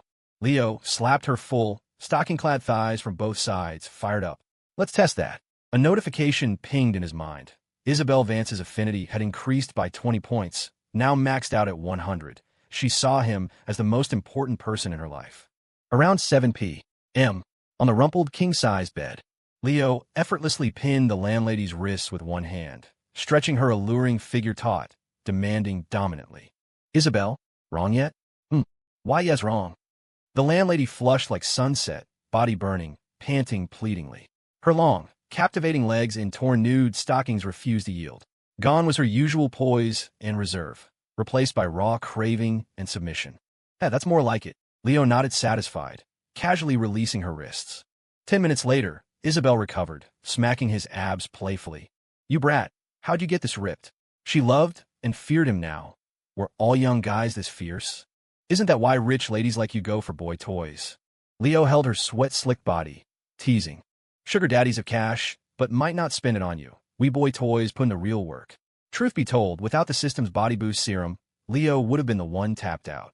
Mature big sisters like Isabel packed a terrifying punch, way beyond what younger girls could handle.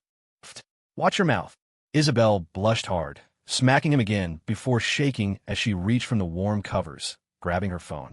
Seeing the time, she yelped, It's already 7. The girls will be back soon. Panicking, she threw off the blankets, fumbling into clothes. Her hands and legs trembled uncontrollably. Staggering up, she braced the wall, hobbling weakly to the door. Ha ha ha, Isabel, look at us. Roles reverse much? Leo lounged comfortably, cracking up at her disheveled state. I'm the one who should be wiped out. Brat, quit yapping. Her ears burned red, embarrassed. Get up and tidy. I'm showering and changing first. Just then, Leo's text tone chimed. He checked and called out. Isabel, no rush. Lily's crashing at the dorm tonight. Leo had been slammed lately, and Lily figured coming home without him around was pointless. With exams looming and late night cramming with roommates, she'd only swing by every couple days. Really? Leo, what are you? Isabel exhaled in relief when Leo sprang up, scooping her bridal style toward the bathroom. Nothing, just a shared shower. Save water. After their shower, it was past 10 p.m. Right on cue, Lily texted a voice message. You home tomorrow? Ooh. Leo stroked her hair. Lily, probably done studying, wants to chat. Then Isabel frowned, eyes darting anxiously, scrambling to get up. It's fine. Leo patted her head. No video or voice. She won't notice. Just keep it down. You brat, always wrecking this old lady. So Leo tousled the landlady's hair, chilling while chatting with Lily miles away at PSU. Offline mode.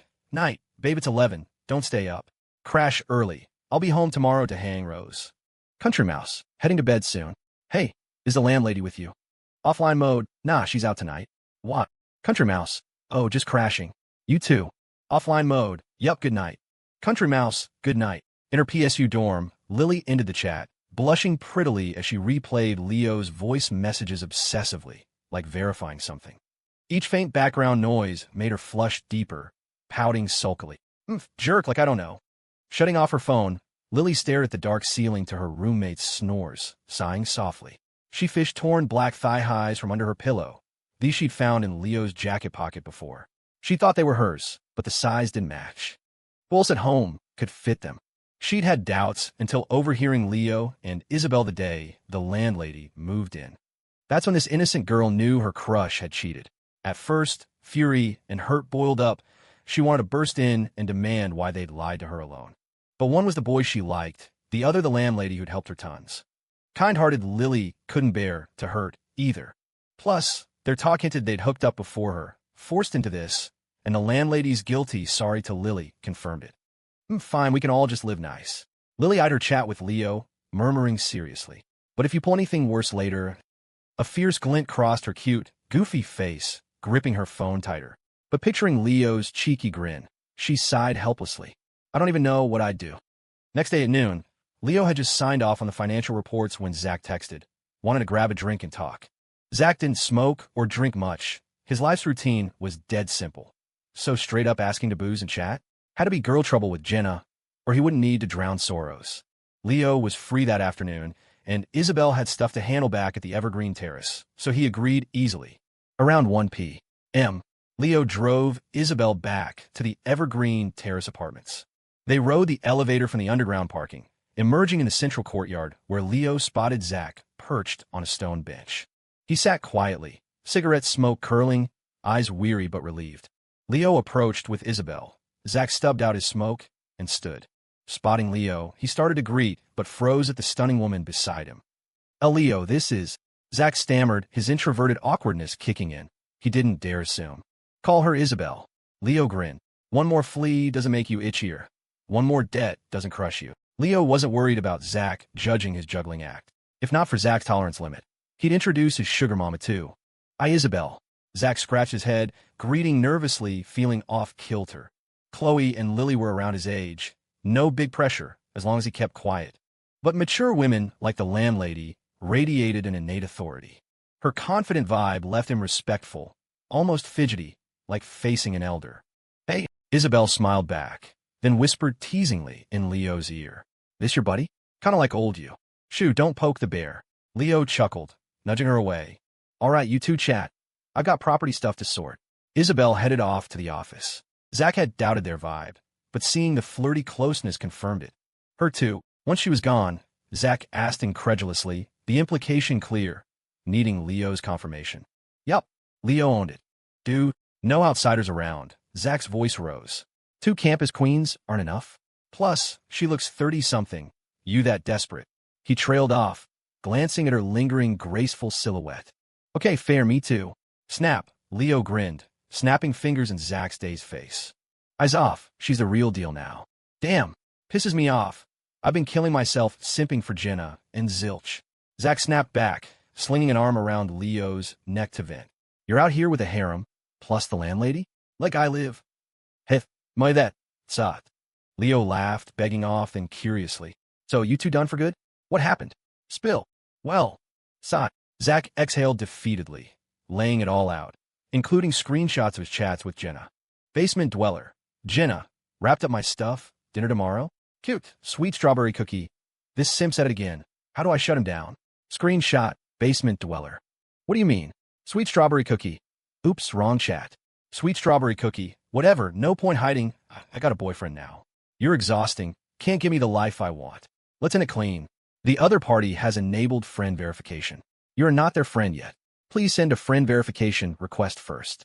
Only after they accept can you chat. You. Leo stifled a laugh, nearly bursting. He felt for his bro, but damn, the drama was gold. Damn, laugh if you want. I'm done simping. Next one's gotta be better. Zach spat defiantly. More relief from ditching a toxic vibe than breakup blues. Weirdly, he felt zero urge to beg her back, just freed. Worse, he regretted the thousands blown on her. Could have hit spas or game boost for fun. But his thin skin stopped him from demanding refunds. Smart move. Leo nodded approvingly. Girls like her? She'd cuck you post-wedding anyway. Forget it, done talking. Gonna grind cash, chat up decent girls. Zach swore off the awkward simp saga, resolute. Damn it, America's huge. Can't tell me there's no normal girlfriend out there. You couldn't chat up a decent girl if she fell in your lap. Leo roasted bluntly, then nudged Zach's gut, spotting a cute girl walking a dog nearby. There, decent girls here. Skip the drinks. Go say hi. Build some guts first. Zach's bravado deflated, eyeing her pretty face. I don't know her. What did I even say? Duh. Leo rolled his eyes. Your folks start knowing each other. Chatting builds connections. Yeah, but what to chat about? Zach prodded hopefully. You demo, I watch. I'm a noob. Need a tutorial? Some nerve. Leo scoffed but strode toward the dog walker, calling back. Watch close. I teach once. Hey. Leo approached the girl with a Labrador, greeting friendly and polite. Hi. She was buried in her phone, but looked up at the voice, replying neutrally while sizing up his look and style. Fact. No girls digging past a sloppy exterior to your fascinating personality. Looks matter, guys and girls alike. To date, upgrade your vibe and wardrobe first. Soul and charm come later. Like job interviews. Show up messy, and no matter your skills, you're out. Ding. Emily Harper's affinity toward the host has increased by 2 points. Currently at 2 points. Keep it up. Something up. Her tone softened noticeably. Leo had passed the first impression test. Nah, thinking of getting a pet, but I'm clueless. Is that a golden retriever? Leo tossed out a topic curiously, gesturing. Looks huge. Gotta be over a year old. Leo knew labs from goldens. This chunky yellow dog was pure lab. He botched it on purpose to hand her the convo ball. The dog shone healthy and happy. Clearly, she doted on pets. Pro tip. Flirting peaks when they're in their element. Play listener, and it flows better. Nope, it's a Labrador. She smiled, explaining why. Goldens have long fur. Labs are short and straight. Mind blown, got it. Leo grinned sheepishly. Always mix 'em up. Haha. Totally normal. They're super similar. I did too at first. Ding. Emily Harper's affinity toward the host has increased by 3 points. Currently at 5 points. Keep it up. Woof. The dog barked untimely, startling Leo into a step back. Buddy, no barking, sit. At her command, the lab plopped cutely, panting with tongue lolling. She apologized sheepishly. Sorry, didn't scare you? All good.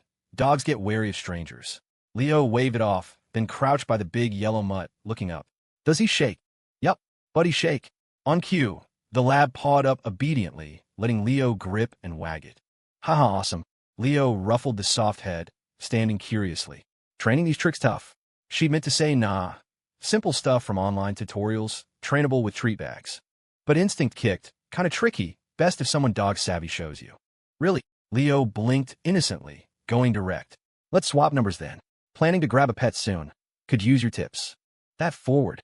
Zach, missing the subtleties, gawked at Leo. Sure, I'll scan you. Even more shocking. She pulled her phone without hesitation, friending Leo. Dude, that worked. Zach jaw dropped. Barely minutes in, and she didn't seem easy. Why, Adam, no questions.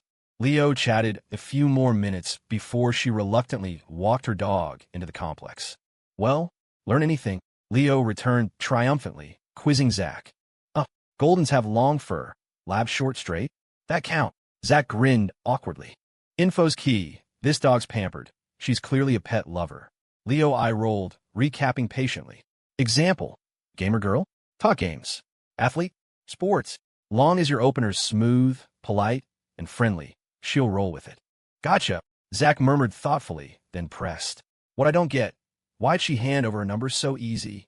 Simple. I planted the seed early. Leo explained. Heard me say I'm eyeing a pet. Chat vibes good after. Asking for digits? Slam dunk. No rejection. That's it. Zach's eyes widened. He'd heard every word, clueless about the layers and simple talk. Wait, you think her adding me means she's down to date? Leo nailed it. Kinda. For Zach, or most dateless guys, girls sharing digits screamed interest. Low-class thinking, dude. Leo sighed. Zach, chase girls with that mindset. Lifelong single. Zach bristled. Then what's next after digits? Dude, adding her doesn't mean chase mode. Leo laughed. Swapping contacts with like-minded folks to geek over hobbies? Normal stuff, your logic's whack. Zach followed up. Say I add her and want to pursue? Chat, duh, balls in your court to chase or bail. Leo scrolled his phone absently. Same for her, don't overvalue yourself. Adding you? Doesn't mean she's into you. Mind blown. Zach lit up, itching. Leo, let's cruise and hit on girls. I'm pumped. Nah, your sis-in-law texted. Afternoon stuff, wants me back after. Leo pocketed his phone. Haven't seen the folks in forever. Heading home to check in. Cool. Zach didn't push. Solo felt more challenging without Leo's backup. Go getch, Zaki. Leo clapped his arm. Aim to intro a girlfriend this year. Zach paused, then fist clenched determinedly. Watch me. Leo pulled into the family driveway, unlocking the door to dead silence. No stir. He called out habitually, Mom, Dad, I'm home, but got crickets. The living room sofa sat empty. In his old room, the bed was made desk PC dormant. He texted the folks. Minutes later, reply. Working late. Home way after dark. Leo sighed, hands on hips. Rare free time to visit, and they bail. He wandered to the kitchen, fridge stocked neatly like waiting for him. Grabbing a water, he plopped on the sofa, staring out the window. Sun dipping low, orange glow warming everything. His mood mellowed, savoring the rare quiet. About to nap when Riley texted. Riley girl, bro, folks said you're home. Just finished hoops with friends, bored. Pick me up for a spin? Puppy eyes. Offline mode, heading home. Nose pick. Riley girl, don't. Take me out. Dorm's dead boring, plus starving. Pretty please. Offline mode, fine, 10 minutes to your school. Riley girl, love you big bro. See ya. Penguin kiss. Offline mode. No emojis like that. I'm your brother. Puke. Riley girl, too bad. Penguin kiss, penguin kiss, penguin kiss. Rush hour clogged everything. Riley spammed penguin kisses impatiently. 20 minutes later, Leo reached her high school gate. Under a nearby streetlight, he spotted his long unseen big sis, Riley Shepard. Ponytail, high, basketball, tucked underarm, pink hoops jersey covering her smooth midriff, tiny athletic shorts bearing long pale legs, white sneakers. She tiptoed, scanning traffic. Riley. Traffic jammed ahead. Turning around for parking would suck, so he rolled down the window, yelling, Bro! Streetlights bathed her beaming face. She one-armed the ball, dashing thrill to Leo's BMW. Her ponytail bounced, jersey rippling with emotion. TCH, when's this girl gonna act like a lady? Leo averted his gaze politely, frowning. Riley, the athlete, zipped to his car in seconds, bending her flexible waist to gripe at driver's side Leo. Bro, what took so long? Been waiting forever. Intentional or not, her bent pose gave seated Leo a view down her loose jersey. Girl, changes hit hard. Who'd guess the tomboy who tagged along bird nesting and crab digging would turn this sexy cute? Traffic. Leo scratched his nose guiltily, looking away. Hop in. Where's good parking around here? I know. Riley gleefully yanked the passenger door, stashing the ball below, plopping beside him. Instantly, Leo felt a youthful, sexy energy hit. Bro, check my game winner 3, total boss. Riley pulled up a vid her roommate shot, bragging. Dummy, I'm driving. Fine, watch later. Riley tucked her phone obediently, swaying gently in the seat, humming tunelessly, clearly thrilled. Leo glanced at his lively, cute sister, her pretty, playful face and maturing figure. Gratifying, but deep down, a vague helplessness. Girls grow up and leave the nest. Not just parents feel it. Brothers do too. Text your sis. Leo gripped the wheel, reminding. Rare visit. Let's grab her. Feeling good. My treat for something nice. Oh, Riley grumbled sulkily. She'd wanted solo time with Leo. No choice. She texted Sophie jealously, omitting Leo's presence. Let us whisper. At the Starbucks by the gate. Jenna's here too. Come over. Riley pouted. She's up ahead at Starbucks, sipping coffee with that gold digger. Gold digger? You mean Jenna? Leo tensed. Yup. Riley nodded. She's been hitting up our school to hang with Sophie tons lately. Damn it. Leo fumed, flooring it. Bro, why so mad? Is that chick really that bad? Riley probed. Totally. Leo spilled how she'd strung Zach along without hesitation. Whoa, she's awful. Riley gaped. Spot on with the gold digger label. Breaking his bro's heart. Now targeting her sis. What a witch. Leo parked near Starbucks, marching in with Riley, fuming toward the cafe door. Spotting Sophie shoulder to shoulder with Jenna, chatting happily. Thinking how his sweet, obedient little sis had turned scheming lately. Rage boiled. He strode over, grabbing Sophie's wrist and yanking her behind him protectively, glaring at Jenna. Jenna, warning, stay away from my sister. Jenna wasn't Zach's girl anymore. No need for nice. Sophie stared blankly at her wrist in Leo's firm grip, then up at his broad shoulders. Memories flashed to middle school, bullied by punks, Leo shielding her fiercely. Warmth surged. She felt protected. Yeah, back off my sis. Riley jabbed a finger accusingly. She backed her bro, especially against the poison ruining her sister. Jenna bit her tongue, about to explain when she caught Sophie's subtle headshake, a stern, warning glare. And my luck. Jenna shook her head resignedly, grabbing her bag and leaving under stairs. Told you, steer clear of girls like her. Leo snapped. Why won't you listen? Won't anymore. Sophie nodded eagerly, all cute obedience. Bro, what are you doing here? Afternoon off, thought I'd hang. Leo replied distractedly, eyes on Jenna's retreating figure. Bro, forget that witch, let's grab crayfish. Riley chirped. New spot near school. Heard it's killer, spicy, and flavorful. Dummy, forgot your sis can't handle spice? Sophie's gut was sensitive. No heavy, nose-burning stuff. Haha, oops, totally. Riley laughed awkwardly. Sophie blinked dazedly. Bro, you remember? Leo scrolled maps absently. I'm your big bro. How could I forget?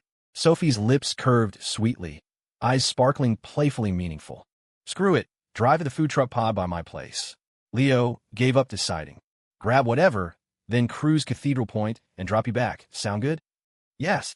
Riley agreed instantly. She'd follow Leo anywhere for fun. I'm down. Sophie too, linking arms intimately, swaying his hand. Her refined, pretty face beamed goofy sweet. Hey, you're still a kid. People might get ideas. Leo shook her off awkwardly, glancing around, slag reflexes. But I am. Your sis just turned 18. Sophie latched his arm again, cooing. Sigh. Leo exhaled helplessly, letting the clingy sis have her way. Something clicked. He eyed Riley. Yup, staring at his free right hand. He faked texting with it, blocking her. Kidding. Crowds everywhere. One girl fine but full harem vibes? If snapped, his sugar mama clean up again. Oomph. Riley smacked his arm jealously hard. Next time home, I'm a dog. Leo mentally vowed. Two Brocon sisters vying? Torture. They'd barely hit the food truck pod when Chloe video called to check in. Leo figured taking it with his sisters could muddy waters later. Useful. He answered. Leo pig, where you at? Home for dinner? Nah, out with my sisters. Leo aimed the camera at the duo munching kebabs. Say hi to your sis-in-law, Chloe. On cam, the sisters. Riley squatted, devouring lamb kebabs messily, mouth oily, no ladle-like vibes. Sophie stood gracefully, picking off accidental chili flakes before nibbling daintily. Hey, sis-in-law. Riley greeted flatly. She remembered their deal. Face given. Sophie ignored the screen, offering Leo a kebab. Bro, this spicy? Try. That's cumin, not spicy. Leo sensed mischief, dodging back. Not cumin, kinda hot, Sophie insisted, shoving it to his mouth. No choice, Leo bit, chewing. Told ya, not spicy, just cumin. Eat up. Really? Sophie blinked innocently, nibbling his bitten kebab slowly on cam, then chirping cheerfully. Hey, sis-in-law, solo at home? What did you eat? Want bro to pack kebabs? Chloe's brows twitched, forcing chit-chat. She knew the taunt. Worse, the street was their first date spot. Vinegar exploded, but with little sis-in-laws watching, no meltdown. Heading to bed. You get home soon. Chloe sulked, hanging without by. Leo realized Sophie's trap, sighing. TCH, why always pick fights with her? Huh? What did I do? I said hi. Sophie batted lashes innocently, echoing Chloe's past snub. Didn't I offer to pack her kebabs? Where's a sweeter sis-in-law? Yeah. Call over, Riley bold-faced for sis. Grown woman eating vinegar like that. Less mature than me. Mature my ass. Leo chuckled. Kebab all over your mouth. You're the least. Blah. Riley stuck her tongue sunder style. Come on, bro, forget her. Sophie one-armed Leo's, beaming. Said Cathedral Point's fun. Show me. Sigh. No choice. Cokes later. Sophie half-dragged him forward. Wait up. Riley scrambled after. Nightfall. Leo took his sisters to the shore. Waves lapped the beach crisply. Moonlight silvered the water. The girls chased ahead on sand, pausing for wave pics. Splashes hit. They squealed laughing, dodging. Leo texted Chloe from behind, soothing her jealousy flare. Sophie's antics had hit hard. Took half an hour to calm his vinegar queen, promising a half-hour drive home to her. Bro, so we're hanging. Why phone zombie? Sophie approached, frowning at his relieved vibe. Yeah. Riley brushed sand. Not even married, and you're whipped. Post-wedding? Disaster. Sigh, you two cut the games. Leo knew they clung, but couldn't snap. He smiled wryly. Kid stuff's cute then, but grown? No boundaries. I'll move out, start a family. You'll marry. Like I want to cling, shameless. Riley scoffed, but Sophie smiled thoughtfully. Bro, remember middle school? Punks cornered me in the alley. Nearly jumped me. You charged in? Middle school. Leo racked his brain, blushing hard. Said we'd never mention that. Surface, heroic bro, saves sis. Reality, Leo's lifelong shame. Middle school Sophie ticked off punks somehow, got ambushed by thugs and their girlfriends in an alley. Leo was picking them up for grocery run when Riley rushed over spilling. He bolted without thinking. But those middle schoolers were built. Leo, a scrawny geek then, all books and games. No contest, pure beatdown. A tall high schooler thrashed by middle schoolers, glasses shattered. Parents later sued, got cash, got them expelled. But shattered glasses by kids? Brothers roasted him years. Leo'd nearly erased it, till her reminder unearthed the humiliation. High schooler owned by middle schoolers. Man's ultimate shame, gravebound. I thought was badass. Sophie's face glowed sweetly, lost in memory. Back then, Leo's thick glasses weak bod, glued to novels or games. Sophie despised him, thinking her bros sucked compared to friends. Till that day, cornered by punks and girls, terrified. Then Leo burst in, eyes fierce. Shielding her, roaring at the crew. Damn it, touch my sis and die. From then, her geek bro loomed tall as a mountain, unbreakable shield. Endless security and reliance from him. Nah, glasses shattered everywhere, what's badass? Let's bounce, gotta soothe your sis-in-law. Leo shuddered, dodging the memory, striding ahead with Riley. Few steps, he noticed Sophie frozen, gazing warmly, refined face beaming content. Goofing off? Move. Anyway, I thought it was badass. What? Waves drowned her. Leo cupped his ear. Anyway, I thought it was badass, brother. Sophie's voice quavered happily, confession true and heartfelt. Moonlight painted the rippling sea silver. Breeze tousled her hair, eyes firm yet soft. Next second, she dashed like a joyful bird, leaping into Leo's arms. Beaming, eyes sparkling, like he was her ultimate treasure, brave and sincere confession. Bro, Sophie loves you most. Huh? Whoa. Riley froze, blushing hard, mouth agape, eyes wide. Leo caught her enthusiasm, smiling warmly, stroking her hair sincerely. Yup, love you both, I'm your bro. Sophie craned her pale neck, gazing at Leo, words caught. Seconds later, she exhaled mosquito soft. Whatever. You'll know eventually. Few G's scared me. Riley relaxed. She thought sis meant that love. Sophie hugged tight, whining. Bro, piggyback, feet ache. Fine, hop on. Leo chuckled relieved, crouching for a featherweight. My turn, my turn. Riley yipped behind. Siblings raced the breeze, laughs echoing, sandy footprints trailing joy. P.S. Just one chapter today, sorry. Back at it tomorrow. Next morning, Leo felt pokes on his cheek. Opening eyes, Chloe in his arms, cheeks puffed Sundara style, jabbing him, face screaming jealousy. Last night, Sophie's flirty moves had Chloe fuming. Took ages in bed to calm his vinegar queen. Who knew? Morning flip, no recognition. Last night's effort wasted. What's up now? Leo hugged her smooth, bare curves under covers, nuzzling noses gently. Got home on time to hang, don't be mad. Even King Slag Leo softened for Sundara Chloe, patiently coaxing. He didn't find her annoying. His first real girlfriend, true first love, landlady aside. Classic, squeaky will gets grease. Other girls? Vinegar or hurt, few words fixed. Chloe? Full-on dating, Sundara vibes. Mad or upset, she craved proper coaxing. But expressing jealousy? Tricky. Spill. Seem petty, jealous over sis-in-law feeding Leo. Bottle. Fume at Sophie's bold taunt on their first date spot. Messy feels left her pouting, poking to vent. When girls go silent, childish or cold, guys' intimate moves break ice. Especially Abed, options endless. Leo improvised, nibbling her poking finger, licking lightly. Chloe blinked, blushing glare. Bingo, she snapped. So bad. Stuffing anything in your mouth. Me bad? Where? Leo smirked, pecking her lips. Tell, or I won't know. Everywhere. Chloe huffed, Sundara cute, irresistible. Then watch this. Leo kissed repeatedly. Her vinegar face thawed. Kissing back, she closed eyes, responding eagerly. Ding. Chloe Miller's affinity toward the host has increased by 5 points. Currently at 80 points. Keep it up. Post may count. Leo wrinkled his nose. Babe, brush first and back to bed? Kind of funky. Chloe's routine was clockwork, clean freak level. Morning breath nil. Leo teased on purpose.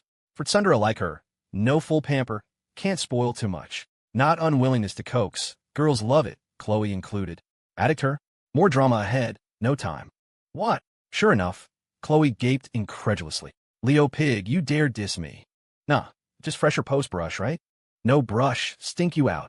Chloe knew the joke, but temper flared. Hated critique, especially from closest. Shy furious, she straddled his waist, grabbed black frames from nightstand, perched them on him. Aligning his head, she dove in for passionate, aggressive kisses. Half hour later, panting against him, eyes hazy. Dare say that again. Leo stroked her hot cheek, chill. And next time to sigh, Korea took worlds again. Hope our region's S tier steps up this year. I'm clueless at this game. Maya carry me to bronze. Leo Pig, which side's good guys, bad guys? Not a movie, no heroes, villains. Ooh, that outfit's cute, buying it. Try for me later. Hey, always these flashy. Dummy, I'm 93 pounds, not kilos. M size.